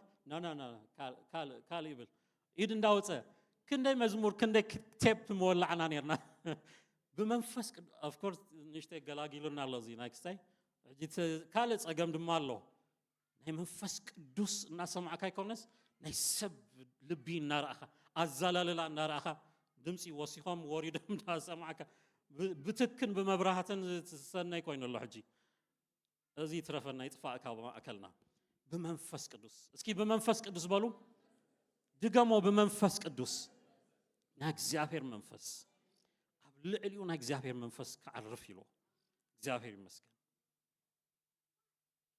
ሰዓት ጽቦየ ዘለኹ ድሓነ ምሽ ገና ቀዳማይ ካልኣይ ውሽጢ ኦኬ ካልኣይ ናይ ጥበብ መንፈስ እስኪ ናይ ጥበብ መንፈስ ንበል ድገሞ ናይ ጥበብ መንፈስ መለኮታዊ ክእለት ክኢላ ዓይነት ባህሪ ኣሎ ጥበብ ነቲ ፍልጠቱ ክገብር ዝኽእለሉ መገዲ ኣለዎ ተማሂሩ እንታይ ተማሂርካ እንታይ ኢልካዮ ምንም ዘይፈልጥ ኣይኮ እንታይ ከም ዝፈልጥ ሰብ ማለት እዩ እዚ ጥበብ ዘለዎ ሰብ እንታይ ከም ዝፈልጥ ምፍላጥ ጥራይ ክኮነስ ከመይ ክትግበር ከም ትኽእሉን ይፈልጥ ነቲ ፍልጠቱ ከተግብር ዝኽእል አካውንቲንግ ምሂርካዮ ኩሉ ዓይነት ኤምቢኤ ምሂርካዮ ገንዘብ ምፍቃድ ምቁፃር ዘይክእል ኣሎ እቲ ዕላማ አካውንቲንግ ሲ ምስ ገንዘብ ዝተሓዝምሽ ግን ኣብ ወረቐት ጥራይ ክትኾኑ ኣብታ ስራሕ ደሊ እቲ ዝተምሃሮ ግን ካብ ዓለም ቶፕ ዝበሃል ሌቭል ጥበብ ክትጎድል ከላ እቲ ኣእምሮኻ ባዶ እዩ ዝኾነካ እቲ መጽሓፍቲ እቲ ስእሊ ዘመረቕካሉ ስእሊ ጥራይ ዝሰርሕ ጥበብ ክትመጽእ ከላ ግን ይሽረፍ ናብ ብዙሕ ኸይድ ሰባት እናመፁ ዝቐድሕዎ ሓሳባት ይፈስስ ብዙሕ ፍልጠት ብዙሕ ዝፈሪ እግዚአብሔር ከምዚ ዓይነት ጥበብ ኣብ ልዕሊኹም የፍስስ ዝትግበር ፍልጠት እግዚአብሔር ይመስገን ሕጂ ዘለና ናይዚ ጀነሬሽን ኣዝዩ ኣውትስማርት ዝገብር ጀነሬሽን ተስኡ ዘሎ ምሽ ብፍልጠት ሙሉእ ዝኾነ ጀነሬሽን ብቐሊሉ ኢንፎርሜሽን ሶይሎ ይፍሎ ዝገብር የላን ጥበብ ግን ኣይኮነትን ትመጽእ ጥበብ ግን ኣብ ውሽጢ መንፈስ ትፈስስ እያ ነገራት ኮኔክት ናይ ምግባር ዓቕሚ እዩ ንዑ ሪካ ተርጉምካ ኣብ ምድሪ ናይ ምትግባር ሲስተም እዩ እግዚአብሔር ኣብ ልዕሊ ነፍስ ወከፍና ነዚ መንፈስ የፍስሶ ናይ ጥበብ መንፈስ ፈሪሳውያን እዚኣ ጠፊኣቶም ጥበብ ኣምላኽ ክርእይዎ ኣይካሉን ኣብቲ መንእሰይ ኢሎም ዝነዓቆ ኢየሱስ ኣብ ውሽጢ ኣምላኽ ከም ዘሎ ይረኣይዎ ቀተሎ ጥራይ ኣጀንዳ ጥራይ ኔትወርክ ይገብሩ ደውለሉ ንጲላጦስ ንኹሶ እቶም ወታደራት ይሓሉ በቲ ይጓየዩ ሓለዋ የብዝሑ ሰብ የብዝሑ መንግስትታት ይራኸቡ ንሱ ግን ሰማይን ምድርን ዘተዓረቀሉ መገዲ ይገብር ነይሩ ጥበብ ኣምላኽ ማለት እዚኣ ክትሕዞ ዘይክእል ጸገም ክትፈጥረሉ ከለኻ ነቲ ጸገም ናብ ክብሩ ይለውጦ ንክብሩ ንምትስኡ ምኽንያት ይገብሮ እግዚአብሔር ናይ እግዚአብሔር ጥበብ ምድራዊት ኣይኮነትን ብሓይሊ ሰብ ትሰርሕ ኣይኮነትን ካባኻትኩም ጥበብ ዝሰኣን እንተሎ እንታይ ግበር ንኣምላኽ እንታይ ግበር ይለምን እግዚአብሔር ይመስገን ሓንሳ ኢድኩም ኣልዒልኩም ጎይታ ጥበብ ካፍስስ በሎ ጥበብ ካፍስስ ጸልዩ ሓንሳ መንፈስ ቅዱስ ጥበብ ንደሊ ኣለና ናይ እግዚአብሔር ጥበብ መለኮታዊ ዝኾነ ጥበብ ንህዝብኻ ኣእምሮ ክፈተሉ እግዚአብሔር ኣምላኽ ንጸልይ ኣለና ናይ ኣማሕድራ ጥበብ ይፍሰስ ንቤትና ዝኸውን ጥበብ ይፍሰስ ነቲ ንፈልጦ ንተግብረሉ ጥበብ ይፍሰስ ኣብ ኢድ ህዝብኻን ዘሎ ፖቴንሻል ክእለት ኩሉ ዘሽርፍ ጥበብ ኣምላኽ ይፍሰስ ወንጌልካ ዝስበኸሉ ጥበብ ይፍሰስ እግዚአብሔር ኣምላኽ ፍሉይ መለኮታዊ ጥበብ ብመንፈስ ቅዱስ ዝኾነ ጥበብ ኣብ ህዝብኻ ይስራሕ ነዚ መወዳእታ ዘመን ዝኸውን ናይ እግዚአብሔር ጥበብ ይገለጽ ብሽም ኢየሱስ ኣሜን እግዚአብሔር ይመስገን መንፈስ ጥበብ መንፈስ ምርዳእ ኢልዎ መንፈስ ጥበብ ዝኸይኑ ability to discern ይብሎ ነገራት ከተለልይ ምኽኣል ነገራት ኣለሊኻ ውሽጢ deep to see beneath the surface ይብሎ ካብ ላዕሊ ኣብ ላዕሊ ከይኮነስ ኣብ ውሽጢ ምርኣይ ነቲ መጽሓፍቲ ትሪኦ ተንብቦ ኣለኻ ካብ ውሽጢ ግን ሓሊፍካ ይርዳእካ ማለት እዩ እዚ ማለት እዩ ገሊኡ ክትሪኦ ከለኻ ናይ ሊዮናርዶ ዳቪንቺ ስእሊ ዝመስል ተንብቦ እንታይ ጽባቐ ይርዳእካኒ ድሓር ግን እቲ ምርዳእ ክመጽእ ከሎ ናይቲ ከለራት ኮኔክሽን ኮነልካ ጅምር ነገር ከመይ ከም ዝሰርሕ ናይዚ ዘመን ሲስተም ከመይ ከም ዝሰርሕ ትፈልጥ ኣብ ትሕቲ ውሽጢ ንዘሎ ክትርኢ ትጅምር እግዚአብሔር ምርዳእ ኣብ ህዝቡ የፍስስ ንፍልጠት ዝሓልፍ ነገር ኣሎ ጥበብ ዝበሃል ንፍልጠት ዝሓልፍ ነገር ኣሎ ምርዳእ ዝበሃል ነገር ምስ ተረዳእካዮ ኢኻ ሶሉሽን ክትከውን ትኽእል እግዚአብሔር ምርዳእ ንህዝቡ ይሃብ ኣብዚ ዘመን ፍልጠት ዘለዎ ብዙሕ እዩ ምርዳእ ዘለዎ ግን ኣዝዩ ውሑድ እዩ እዚኦም ምርዳእ ዘለዎም ሰባት እዮም ኣማኸርቲ ዝበሃሉ እዚኦም ምርዳእ ዘለዎ ሰባት እዮም መፍትሒ ዝፈልጥዎ ከመይ ከም ዝሰርሕ ፈልጥዎ ላዕሊ በዓል CNN ገለ ርኢካ ትጠፍእ ብድሕሪት ግን ዝርዩ ሰባት ኣሎ ብድሕሪት ምርኣይ ዜና ብዝወፀ ኔሽን ዜና ብዝወፀ ህዝቢ ሆ ይዝብላ እዚ ዓዲ ህዝቢ ብጣዕሚ ዝገርም ብዜና ዝምራሕ ነቲ በቲ ሆ ብድሕሪ እቲ ሆ ግን ካል ኣጀንዳታት ዝሰርሑ መንግስታት ኣሎ ንዑ ኣካይዶም ሱሮም ክትርኢ ምኽኣል እዩ እዚ ምርዳእ ማለት እግዚአብሔር ከምዚ ዓይነት መንፈስ እዮም ማእከልና ቀሚጡ ዘሎ ዓይንኻሲ ወለ መቐመጢ ጥራይ ከይኮነሲ ካብኡ ዝሓለፈ ንመንፈሳዊ ነገራት ትርእየሉ ዕድል ማለት እዩ ቢዮንዲት እዚ ዋላ እዚ ዓይኒ ተዘይህሉ ምርዳእ ዘለዎም ሰባት ንዓለም ምኽሪ ይህቡ እዮም ንዓለም ከም ማሕዱሩ ይኽእሉ እዮም እግዚአብሔር ዓይንትና ይኽፈቶ እግዚአብሔር ዓይንትና ይኽፈቶ እግዚአብሔር ናይ ምርዳእ መንፈስ ኣብ ልዕሊኹም የፍስስ ነገራት ከመይ ከም ዝሰርሕ ድሕሪ ጳውሎስ ድሕሪ ጴጥሮስ ብፍላይ በዓል ጳውሎስ ድሕሪኦም ለኸደት ናይ ኣምላኽ ሰባት ገለ ትብሎም ነይራ እቲ ናዳ ላዕሊ ሰይቕላቕካ እዩ ላዕሊ እግዚአብሔር ይመስገን ጎይታ ሓሊፉና ሂቡና ኣሎ ምስክርነት ሰምዑ ኣለኹም ገለ ኢኻ ትዘብለካ ውሽጢ ክትርኢ ከለኻ ግን መንፈስ እዩ ኣጋንንቲ እዩ ተሰዊሩ ዝሰርሕ መንፈስ እዩ ከይተለልዮም ምእንቲ ንኢድካዮ እዚኣቶም ዝምስክሩልና ኣለዉ እዚኣቶም ንሳ ካብ መስከረትልናሲ ከነገልግል ኢና ኢልካ ናቱ ምስክርነት ኣይድልየና እዩ እቲ መንፈስ እንተለሊኻዮ ምስክርነት ከይኮነሲ ምልክት እዩ ዝገብረልካ ዘሎ እዚኣት ኣለዉ ኣብዚ ኣለዉ እዩ ዝብል ዘሎ እቲ መንፈስ ዘየስርሑን ኣለዉ እዩ ዝብል ዘሎ እቲ መንፈስ የእውይ ዘሎ ፀጥ ኢሎም ተዓጊሶሞ ንነዊሕ ግዜ እቲ ምርዳእ ኣሎ ሕጂ እንተጋሊፅናዮ ወንጌል ክንሰብኽ ኣይንስእልን እያ ድሓን ይመስክረልና نشتاق نسبخينا له وانجيل سبيهم مسودو نتي منفس مسهرمو تا كتما ملتا تناويز نتي كتما زجز منفس أب آينيرو نعو مسهرمو تا ملتا كتما كوي تناويز صابا هبتامات كنك أساس جميرو تي بوليس منجسي كنك أساس جميرو زي حد كل تسوات كاب كتما آتيام زي نتا مدري ملتا ناويز أما تي مردا مسمته زتالله لك منفس هيلون بيت كريستيان بزح جزء deception زلازيو زينا بقى نكلو كنجلجل نكلو كنحقف هجاننتي زلهم ديمونيك أجندات حيزهم زمسو زبلو كلاتهم يحقفوا له نزي منفسون من لا يدلي እግዚአብሔር ምን ላይ አብህዝቡ ይፍስስ እግዚአብሔር ምን ላይ መራሕቱ ይግበር እግዚአብሔር ምን ላይ መራሕቱ ይግበር አም ልዕሊ ነፍስ ወከፍኩም እዚ አይንቲ ከፈት ብሽም ኢየሱስ ክርስቶስ ነዚ ዘመን ዘድሊ እቲ ዲሰፕሽን ሌቭል ሃዩ ኢየሱስን ይሉና ኣብዚ መወዳታ ዘመን ሐሰውቲ ነቢያት እና በዝሑ ኸድለውሞ ነፍስ ወከፎም እንዳራኹም ስብከት ስበኸወዲ ኣይኮነን እና በዝሑ ኸዲዮም ንሕና ግን ነቲ ሓቂ ሒዝናና ከይድ እና በዝሑ ኸዲዮም ምልላይ ግን ናትና ሓላፍነት እዩ እና ለለኻ ምኻድ ንዓቶም ምቕናስ አሳይመንት አይተዋሃበና ንስራሕና ግን ክነብዝሕ ኣለና እግዚአብሔር ይመስገን መንፈስ ምኽሪ እስከ መንፈስ ምኽሪ በሉ ስትራቴጂ ዘውፅእ ፍጹም ጥበብ ዘለዎ ሰብ እግዚአብሔር ይመስገን ፍልጠት ጥራይ እኹል ኣይኮነን ጥበብ ተድልያ ምርዳእ አይደልዩ ካውንስል ምኽሪ ስትራቴጂ ምውፃእ ድማ አይደልዩ ኣማኽርቲ እዚኡ ፍጹም ዝኾነ ነቲ ጥበብ ኦኬ እዚኣ ኣላ ኢሉ ምፍላጥ ጥራይ ከይኮነ ምርዳእ ጥራይ ከይኮነስ ነቲ ሲስተም ከመይ ይስራሕ ከመይ ትግበሩን ስትራቴጂ ከውፅእ ይኽእል ስትራቴጂስት ኢየሱስ ክገልጾ ከሎ ግሩም መካሪ ብሎ ግሬት ካውንስለር ምኽሩ ኣብ ምድሪ አይወድቕን እዩ ክመክር ከሎ በቃ አውቶማቲክ ኢኻ ፍረ ተፍሪ እንተሰሚዕካዮ ነገራት ኣይበላሸወካን ምስኡ ዝለገበ ኩሉ ዋላ ሞት ጉንዲ እንተኾይኑ ይጥጥዕ ከም ብሓድሽ ትስእ ምኽሩ ዝወድቕ ኣይኮነን እግዚአብሔር ይመስገን እዚ ናይ እግዚአብሔር ምኽሪ it's very sad እግዚአብሔር ካርመካ ከሎ ገንዘብ ገለበታት ኣይኮነን ዘርሕቓልካ ኣማኸርቲ እዩ ዘስእነካ ኣማኸርቲ ምስኣን ኣዝዩ ዝኸፍአ ህይወት እዩ ምኽሪ ዘለዎም ሰባት የድልዮም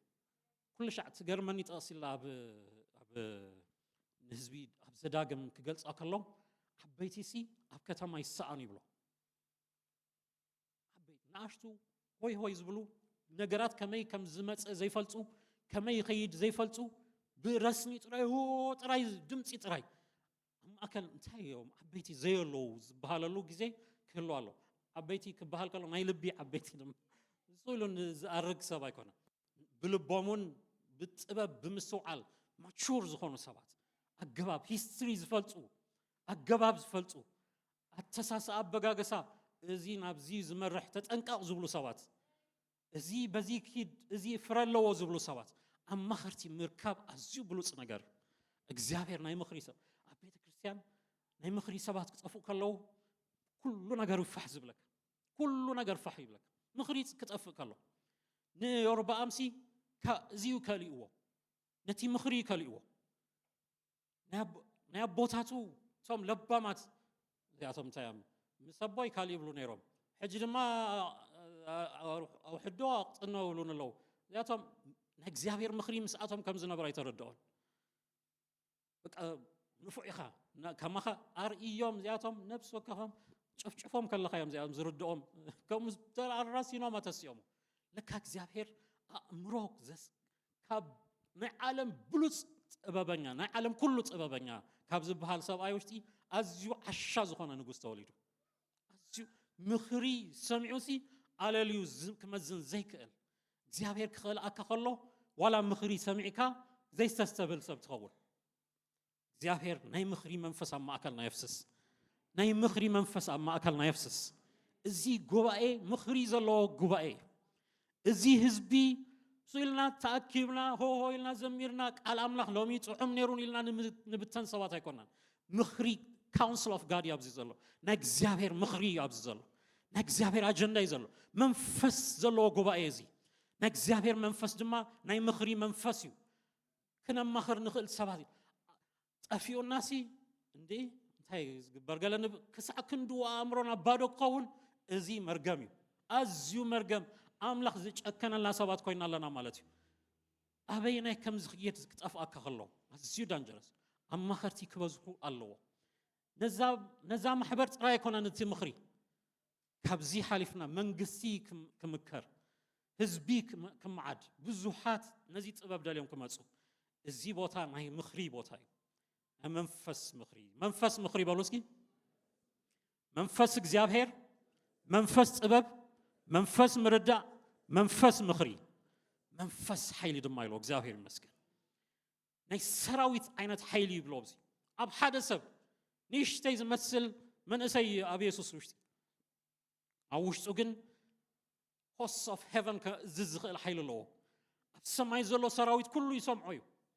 ኣብ ውሽጡ ዘሎ ሓይሊ ንማዕበላት ፀጥ ዘብል እዩ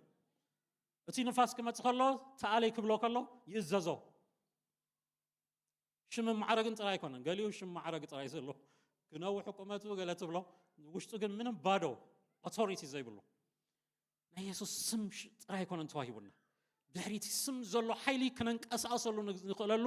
ብርትዓ ኣምላኹን ኣብዚ ኣሎ እግዚአብሔር ይመስገን ሓይሊ ዘሎ ሓይሊ ክትቅበሉ ኢኹም ኣጋንንቲ ውይ ክብል ጥራይ ኣይኮነን ደገታት ሲኦል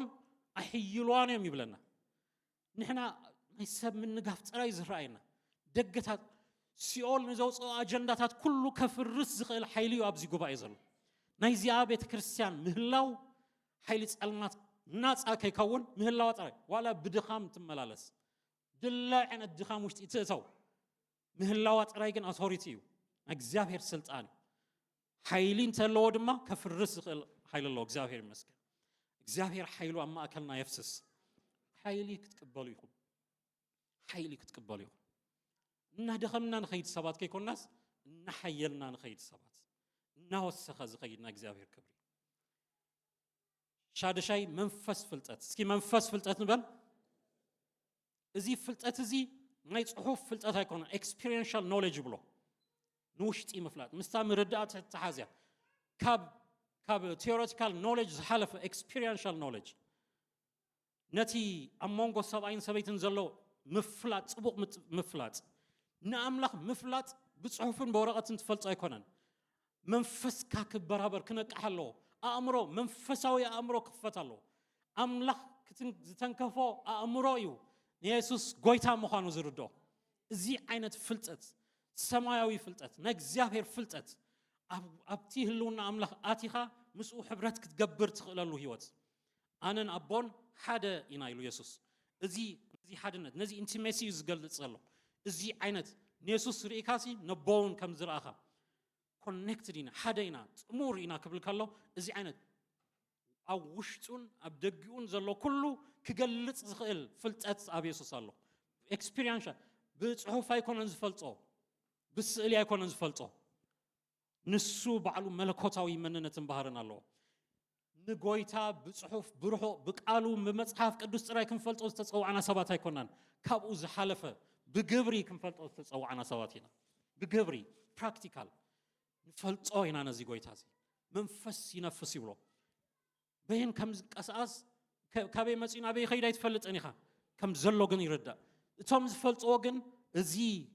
ብጎይታ ብኢየሱስ ክርስቶስ ዳግም ዝተወልደ እግዚአብሔር መንፈስ ዘለዎ ሰብ እዩ እግዚአብሔር ይመስገን መንፈስ ፍልጠት እስኪ መንፈስ ፍልጠት በሉ ንዕኡ ምእንቲ ክንፈልጦ ኢና ተጸውዒና እግዚአብሔር ይመስገን ነዚ ጥራይ መዲበ ኢሉ ጳውሎስ ንዕኡ ጥራይ ምእንቲ ክፈልጥ ኩሉ ጎሓፍ ይኹነን ኢሉ ኣለዎ 2-3 ዲግሪታት እዚ ኣይኮነን ናተይ ባጊ ኣለኒ ብዓለት ብሉፅ ዝኾነ ዓሌት ኣለኒ ኢሉ በካይዳ ብምስክርነት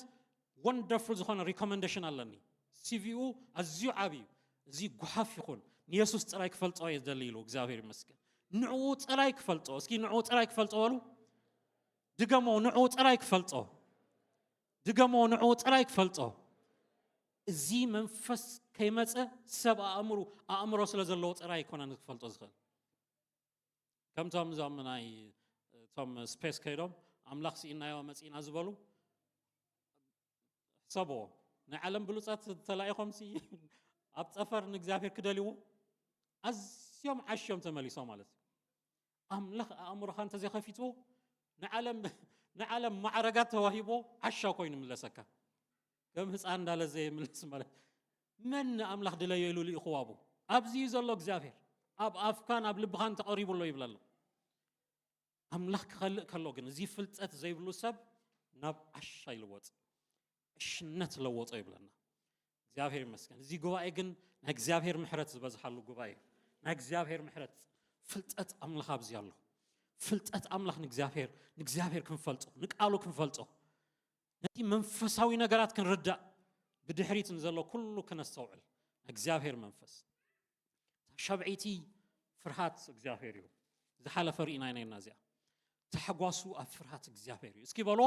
ተሐጓሱ ኣብ ፍርሃት እግዚአብሔር እዩ ድገሞ ተሐጓሱ ኣብ ፍርሃት እግዚአብሔር እዩ በቃ ንእግዚአብሔር ብምፍርሑ ደስ ይብሎ ንዑ ብምኽባሩ ንእግዚአብሔር ምሕጓስ ካብ ፍቕሪ ዝብገስ ኣኽብሮታዊ ሪስፔክትፉል ዝኾነ ንእግዚአብሔር ምኽባር ቅዱስ ዝኾነ ኣኽብሮት ምንቅጥቃጥ ስሉ ስምባድ ኣይኮነን ምድሃል ኣይኮነን ምኽባር እዩ ናይ ፍቕሪ ዝኾነ ኣኽብሮት እዩ ንዑ ከይብድሎ ዝብል ኣኽብሮት እዩ ንዑ ከሕጉሶ ዝብል መንፈስ እዩ ንዑ ከኽብሮ ንሱ ደስ ይበሎ ዝብል መንፈስ እዩ ኖ ንዑ ከሕዝኖ ኣይደሊን ዝብል ዓይነት ፍርሂ እዩ እዚ ቅዱስ ዝኾነ ፍርሂ እዩ እግዚአብሔር ይመስገን እዚ መንፈስ ኣለዎ ፍርሃት ኣምላኽ ንሱ ኣብ ዝመፀሉ ኩሉ ፍርሃት ኣምላኽ ይመፅእ እስኪ ኣብ ማእከልኩም ሓጢኣት ዘይብሉ ነዚኣ ምኒስ ደለላ ፍርሃት ኣምላኽ ይመፅእ ኩሎም ልቦም ህይወቶም ሪኦም ካብ ጓዳና ኣብ ቤትና ሰብ ከይረኣየና ዝገበርናይ ሓጢኣት ኩሉ ዝርኢ ኣምላኽ ኣሎ ፍርሃት ኣምላኽ ወሪዱ ኩላቶም ምስ ቆብዖም ምስ ኩሉ ማዕረ ሆ ዝብል ዝፍክር ዝነበረ ኩሉ ኣማንጫ ጥፍእ ሽሎክ ከይድ ፍርሃት ኣምላኽ ምስ ኢየሱስ ጽግዕ እንተይልካ ፍርሃት ኣምላኽ ኩሉ ይገዝኦ ዓመፅ ዝበሃል ሓይሊ ይህልዎን ኣብዚ ኣተወ ኩሉ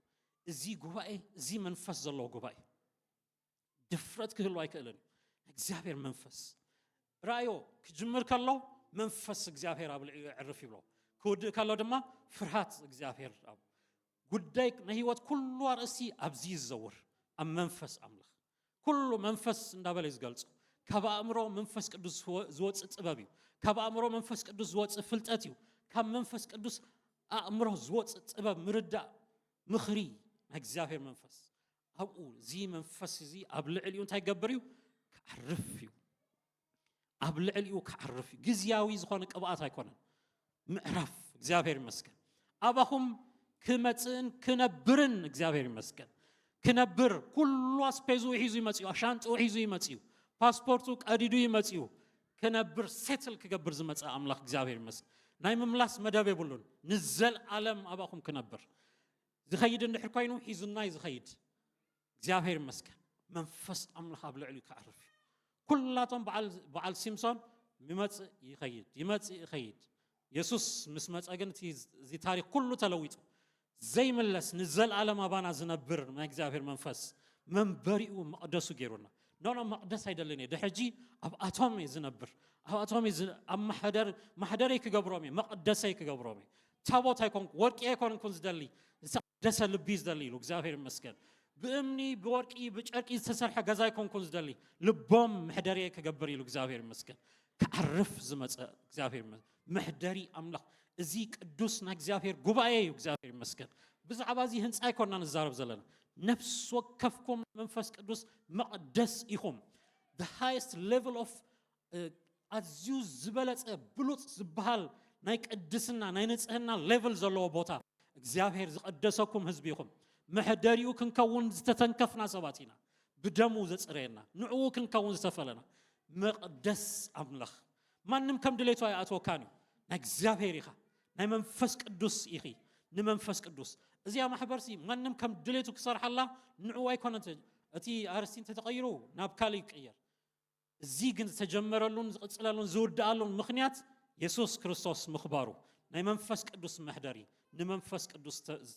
ዝተሓትመ permanent residence እግዚአብሔር ይመስገን ከይምለስ ንዘለዓለም ኣብኡ መፅ መንፈስ ኣብ ልዕሊኡ ክሓድር መንፈስ ይምላእኩም ኢሉ መንፈስ ይምላእኩም ናይ እግዚአብሔር እዚዩ ትእዛዝ መንፈስ ቅዱስ መንፈስ ይምላእኩም ብመንፈስ ሙሉኣት ኾኑ ናይ እግዚአብሔር መንፈስ بملأت قبل عليكم يسرح حجي زلوا ولدو بورا ملؤ يكونوا زلوا أتي ورا قديفنا حجي بمنفس ملأت يدلينا الله ناي منفس قدوس ملأت زي حمايتين زرباتاتن قديفنا ناي منفس ملأت እግዚአብሔር ይመስገን እስኪ ناي منفس ملأت بلو زي بيت بمنفس قدوس يملأ بيتكم بمنفس قدوس يملأ أمرنا بمنفس قدوس يملأ لبنا بمنفس قدوس يملأ مقدس منفس قدوس يخون እግዚአብሔር ይመስገን እቲ መንፈስ ዘሎ ካብ ከብዱ ሩባታት ህይወት ክውሕዝ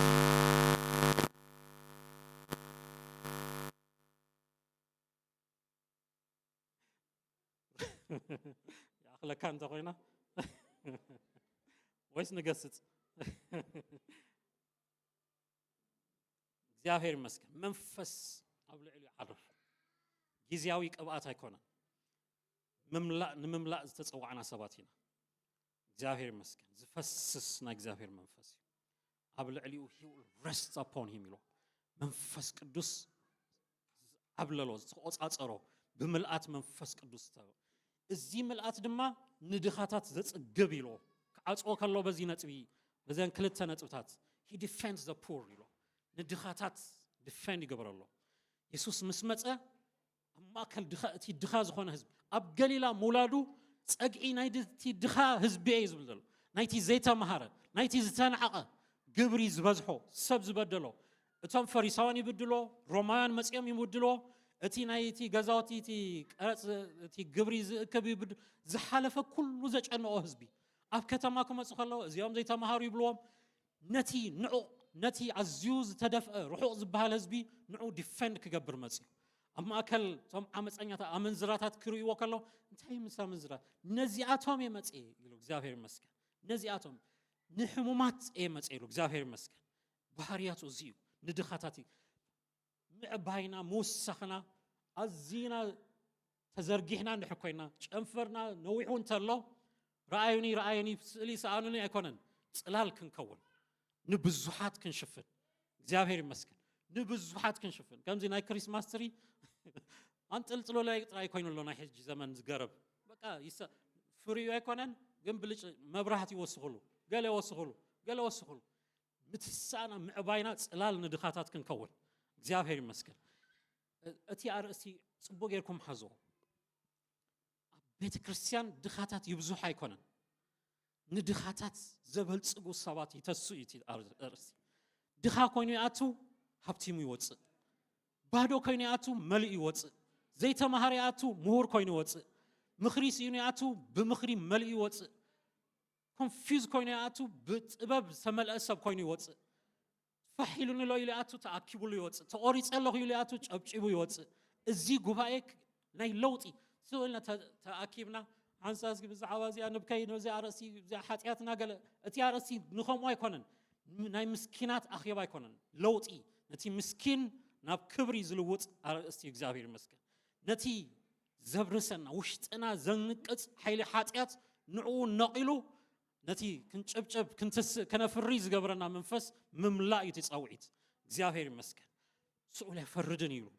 ነቲ ዝተክኽ ጧፍ ተተክኻላ ኢሉ ነጥፋ ኢሉ ነጥፋ ኣይኮነን ባህሪ ቆልዑ ርኢኩም ኣዲኹም ሽምዓን ተወሊዕካ ልክ ምስ ኣጥፋእካ ጎዮም ነታትኪ ኣጥፍዮም ዘብሎም ዋላ እናተተኸት ከላ ትወላዕ ኢሉ ዝእዝዝ ኣምላኽ ጠፊኡ ሎ እዚ ራዮ ቀደም ነይሩ ብርሃን ቀደም ነይሩ ሽምዓ ኢሉ ዝሓሜካ ከይኮነስ እዚ ኩላዕ እዩ ብርሃን ክኸውን እዩ ንኩሉ ድማ ባዕ ኢሉ ከብርሆ ኢሉ ተስፋ ይዛረበልካ ኣብ ውሽጥኻ ንዘሎ ይርኢ ሓይሊ እንተስኢንካ መሊኡ እቲ ዘይትኻ ምሉእ ይገብሮ እግዚአብሔር ይመስገን ሓገዝ ንዘድልዮም ሓገዝቲ ንድኹማት ጸግዒ ዝኸውን ፍትሒ ንዝሰኣኑ ፍትሒ ተውፅኡ እግዚአብሔር ይመስገን ሰብ ንዘይብሎም ጸግዒ ንዘይብሎም ነታ መበለት ነቲ ድኻ ነቲ ስደተኛ ጸግዒ ዝኸውን ባህሪ ናይዚ ዓለም እንታይ ኮይኑሎ መስለኩም ድኻ ረኺብካ መሊስካ ድኻ ግበሮ ዝበኸየ እንተሎ ዝበኪ እንተረኺብካ ናይ ኣባ ሓጎታቱ ከም ዝግክር ትገብሮ ገና እንደገና እቲ ብኽያቱ ሲ ንዓመታት ከም ዝኸውን ትገብሮ ብኡ ጌርካ ድማ ቢዝነስ ትሰርሕ እዚ ናይዚ ዘመን ሲስተም ከምኡ እዩ ዘሎ ኣፍሪቃ ኣብ ድኽነት እንዳ ዘላ ጽቡቕ ገይሮም ይበታተኑ ጽቡቕ ገይሮም ይብከዩ ብዛዕባ ናይ ኣፍሪቃ ድኽነት actually بزعبا ناي أفريقيا هابتي لعلي أفريقيان عالم نزارب ناي أفريقيا هابتي لنا نحن قدامه تزارب ناي أفريقيا هابتي زبل أوزل لوجل كالوتي ناي عالم سيستم زي كوينو زلو نتي دخا مليسكا دخا مقبار نتي دخم مليسكا دخم مقبار ناي أملاخنا بحريقن نتي دخا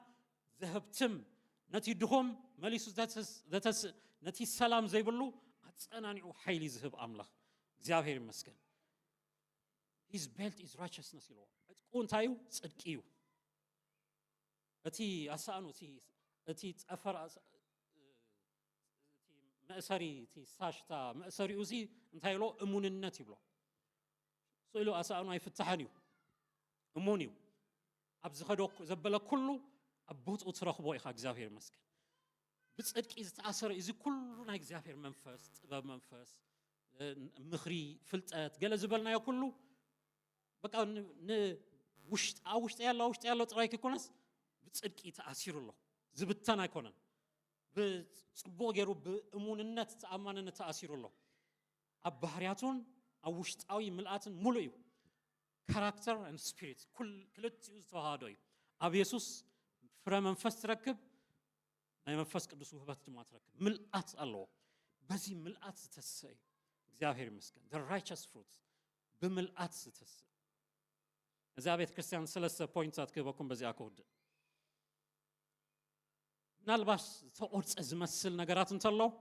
እግዚአብሔር ንምጭብጫብ ምክንያት ይዝገብሮ ዘሎ ክንጽበይ እንተለና ንጽበይ መንፈስ ዘልየና እንተለው መንፈስ ንጠምት ብዛዕባ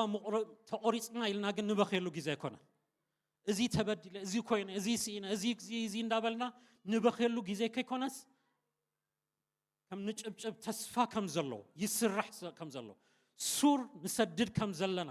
ሰሓኦም ንሓሚኹም ዘበሉ ኩላቶም ኣይፈለጡን ዘይንቀል ሱር ከም ዝተዋሃበኩም እግዚአብሔር ፕላን ናብ ውሽጢ ማንም ከም ዘይንቕንቆ ሱር ሰዲድካ ክትከል እምበር ሰብሪኡካ ወዲሱካ ክትጠፍ ኣይኮነን እግዚአብሔር ይመስገን don't stay as a stamp ጉንዲ ኮይንኩም ግን አይትትረፉ ጉንዲ ኮይና ክንተርፍ ተጽዋዕና ሰባት አይኮናን ክንጭብጭብ ይግባአና ክነፍሪ ይግባአና ተቆሪጾም ተባሂልና ክንሕመይ ጥራይ ይኮነስ በኢሎም ተባሂሉ ድማ ታሪክ ዛንታ ቅየር ይግባው እግዚአብሔር ይመስገን አማከል እዚ መንፈስ ቅየር ይግባው እግዚአብሔር ይመስገን ካላይቲ እዚ ናይ መንፈስ ቅዱስ ኃይሊ ህይወት ዝህብ ኃይልዩ እዚ ነቲ ሞት ጉንዲ ጨንፈር ከውጻሉ ልምሉም ቆጽሊ ገሩ ከፍሪው ዝኽእል ኃይልዩ እግዚአብሔር ይመስገን እቲ ኤፎርት በመንፈስ ቅዱስ ናይ እግዚአብሔር መንፈስ ብዙሕ ታክቲክ ኢና ንጥቀም እቲ አርእስቲ ግን ንስሕታው ከይንህሉ እቲ ሶሉሽን ምስ መንፈስ ቅዱስ ይዘሎ ነገራት ኮኔክት ዘይኮነሉ ምክንያት ነቲ ከተሕዝ ዝኽእል ለባም ክገብር ጠቢብ ክገብር ዝኽእል አስተውዓልን ርድኦን ክገብረካ ዝኽእል ናይ እግዚአብሔር መንፈስ ምስአን ይምበር አኼባታት ውሒዱና አይኮነን ንመንፈስ ቅዱስ ኮኔክሽን እዩ ዘድልይ ዘሎ ነቲ ማዓዲ ምስአን ነቲ አማኻሪ ኢግኖር ምግባር ነቲ ናይ ጥበብ ኩሉ ምንጪ ገዲፍና ናብ ካልእ ጽሑፋትን መጽሓፍትን ናብ ካልእ ሰባትን አቴንሽን ምግባር ምስቲ ሱፐርናቹራል ፓወር ኮኔክት ክንገውን ይግባአና እዩ ናትና ናይ ዚ ማሕበር ሲስተም ናይ ነፍስ ወከፍኩም ሲስተም ምድራዊ አይኮነን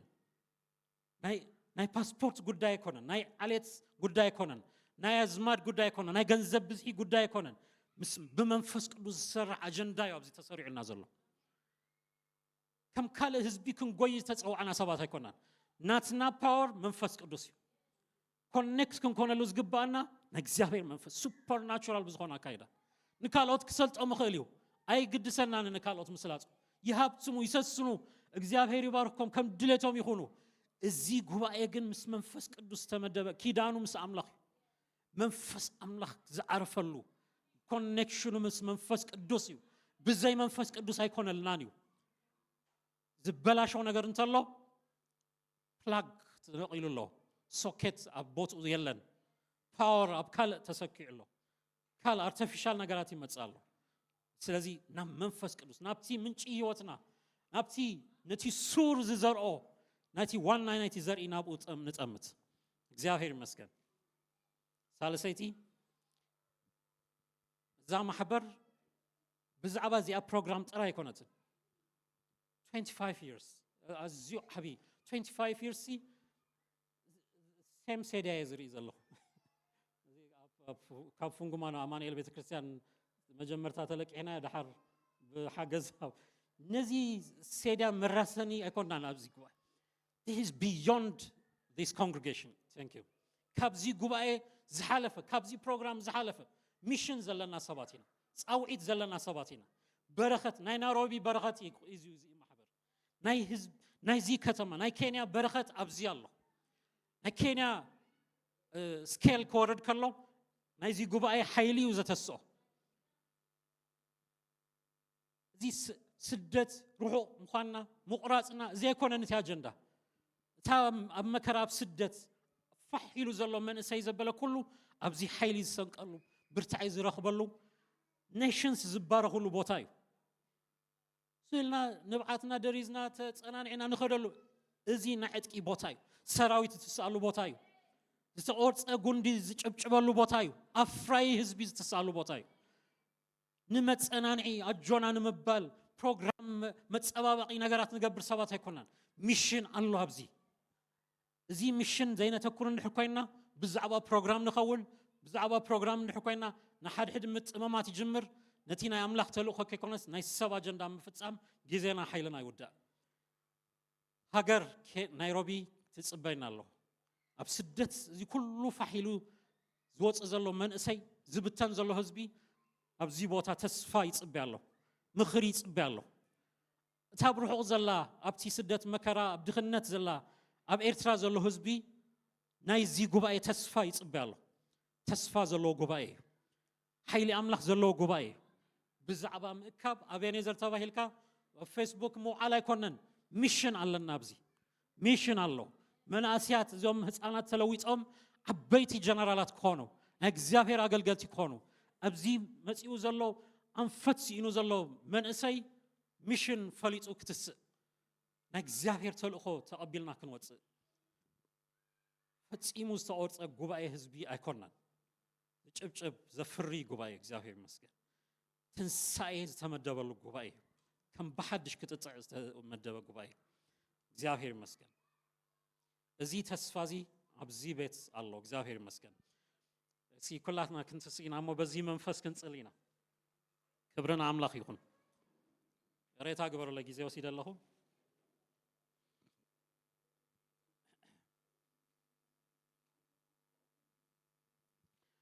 እሲ በሓደ ድምፂ ከምዚ ይብል ዝጭብጭብን ዘፍሪን ጨንፈር ጽድቂ ኢና ኣለኹም ዲኹም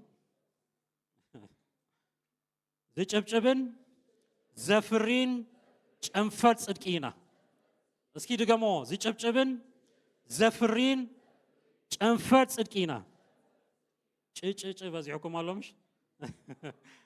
እግዚአብሔር ይመስገን ሹቲንግ ናብ እንግሊዝ ክንቀይራልኩም ጭብጭብ እግዚአብሔር ይመስገን ተስፋ ኣሎ ማለት እግዚአብሔር ይመስገን ሓንሳብ በዚያ መንፈስ ንጸልይ እግዚአብሔር ይመስገን ዝጭብጭብ መንፈስ ሎሚ ምጥጣዕ ይኹን ዝተቆርፀ ነገራት ሎሚ ህይወት ይዝራእ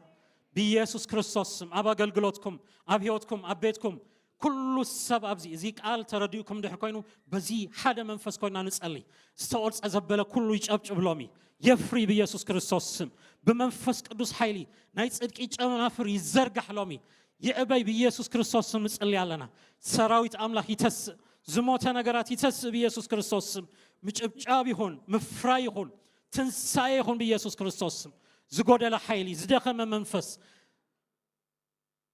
بيسوع كريستوس سم تنساي نبلالنا تنساي بمنفس قدوس هونه تأوريس أي تعرفني تأوريس أي تعرفني emerging branches بيسوع كريستوس يتس لوم يا بيتكم يتس تسفى أملاك يتس حيلي أملاك يتس مخري أملاك يتس بيسوع كريستوس بمنفس قدوس حيلي زخانة متنسى بيسوع كريستوس كاب قدم حجز نبرو نلعلي شو عتعت فيه سكيبالو شو عتعت فيه كون يتس سكيت سأليو بزي منفس زي منفس زي أبزي جوبا يورد ናይ ጥበብ መንፈስ መንፈስ ኣምላኽ ናይ ምርዳእ መንፈስ ምሱዓል መንፈስ ምኽሪ መንፈስ ፍልጠት መንፈስ እግዚአብሔር መንፈስ ፍርሃት ኣምላኽ ብምልኣት ይፍሰስ ብሽም ኢየሱስ ክርስቶስ ኣማኸርቲ ተሱ ኣብ ማእከልና ጸልዩ በዚ መንፈስ እዚ ሓይሊ ዘለዎ ትንሳኤ ይኹን ሓደ ዝነበረ ሕጂ በዚሁ ይተስእ ተወሲኑ ዝነበረ ሕጂ ቦታ ይምላእ ብኢየሱስ ክርስቶስ ስም ምግፋሕ ይኹን ብኢየሱስ ክርስቶስ ስም ምጥጣዕ ይኹን ምዝርጋሕ ይኹን ምብዛሕ ይኹን ብኢየሱስ ክርስቶስ ስም በመንፈስ ቅዱስ ኃይሊ ትንሳኤ ይኹን በጎይታ በኢየሱስ ክርስቶስ ስም ጸልዩ በመንፈስ ቅዱስ ጎይታ መንፈስ ካንደል ያለና በሎ ፕሊዝ ኩላትና በሓደ መንፈስ ኮይና ንጸልይ ጎይታ በመንፈስካ ኩላትኩም አሳይመንትኩም ትፈልጡ ትኾኑ ጎይታ በመንፈስካ በሎ በመንፈስካ አጥቃኒ በመንፈስካ መልአኒ በመንፈስካ ይሆነለይ በመንፈስካ ስራሕኩም ህይወትኩም ዕቤትኩም ሙሳኩም ምዝርጋሕኩም ኩሉ በመንፈስካ በሎ ጎይታ በመንፈስካ ሎሚ በመንፈስ ቅዱስ ሆነ ምዝርጋሕ በመንፈስ ቅዱስ ሆነ ለውጢ እግዚአብሔር መንፈስ በኢየሱስ ክርስቶስ ሸዓት ዕጽፊ ኮይኑ ይፍሰስ بطباب يفسس بمردا يفسس بمخري يفسس بحيل يفسس بفلطات يفسس بفرهات أملاخ يفسس بصدق يفسس بأموننات يفسس بيسوع كريستوس تنسايخون بيسوع كريستوس نبزحات تنسايخون نبزح حزبي نبزح نيشن تنسايخون ميشن ابزي بوتا زي كفس نصلي علينا تلخو أملاخ يورد ابزي بوتا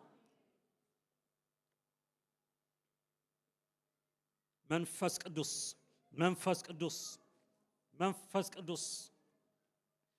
إلا بارابا كلودو بهوسين داراباش نمسجنا لنا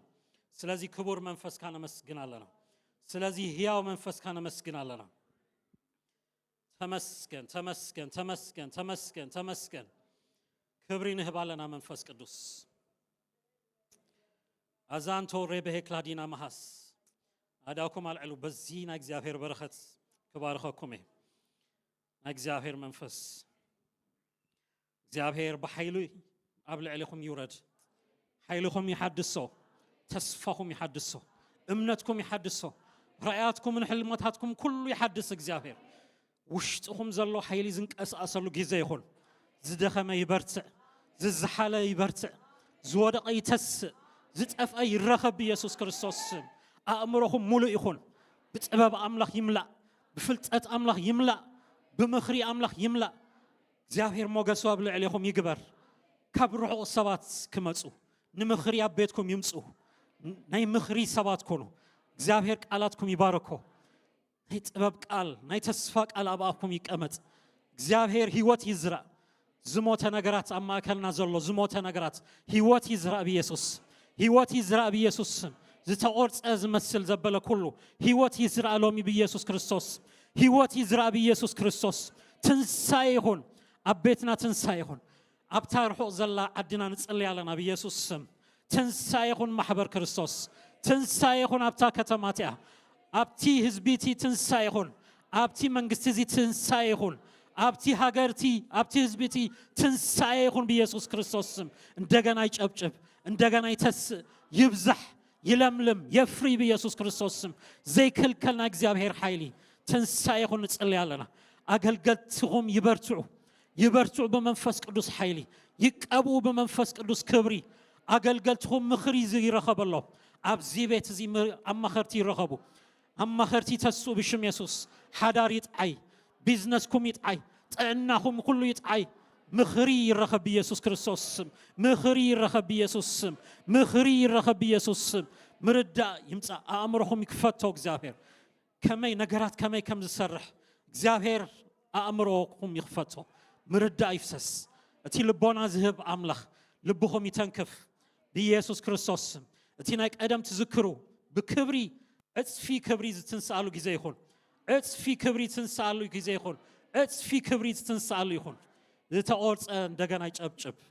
زتأورت እንደገና ይጨብጭብ زتأف እንደገና ይተስ እግዚአብሔር ይባርኩም እግዚአብሔር ኃይልኩም ይባርኮ አእምሮኩም ይባርኮ ቤትኩም ብሩክ ይሁን ህይወትኩም ሁሉ ብሩክ ይሁን በስም አምላክ ብሩካት ይሁን እግዚአብሔር ይባርኩም አሜን አሜን ሃሌሉያ ክብርና አምላክ ይሁን ኢየሱስ ጎይታ አሜን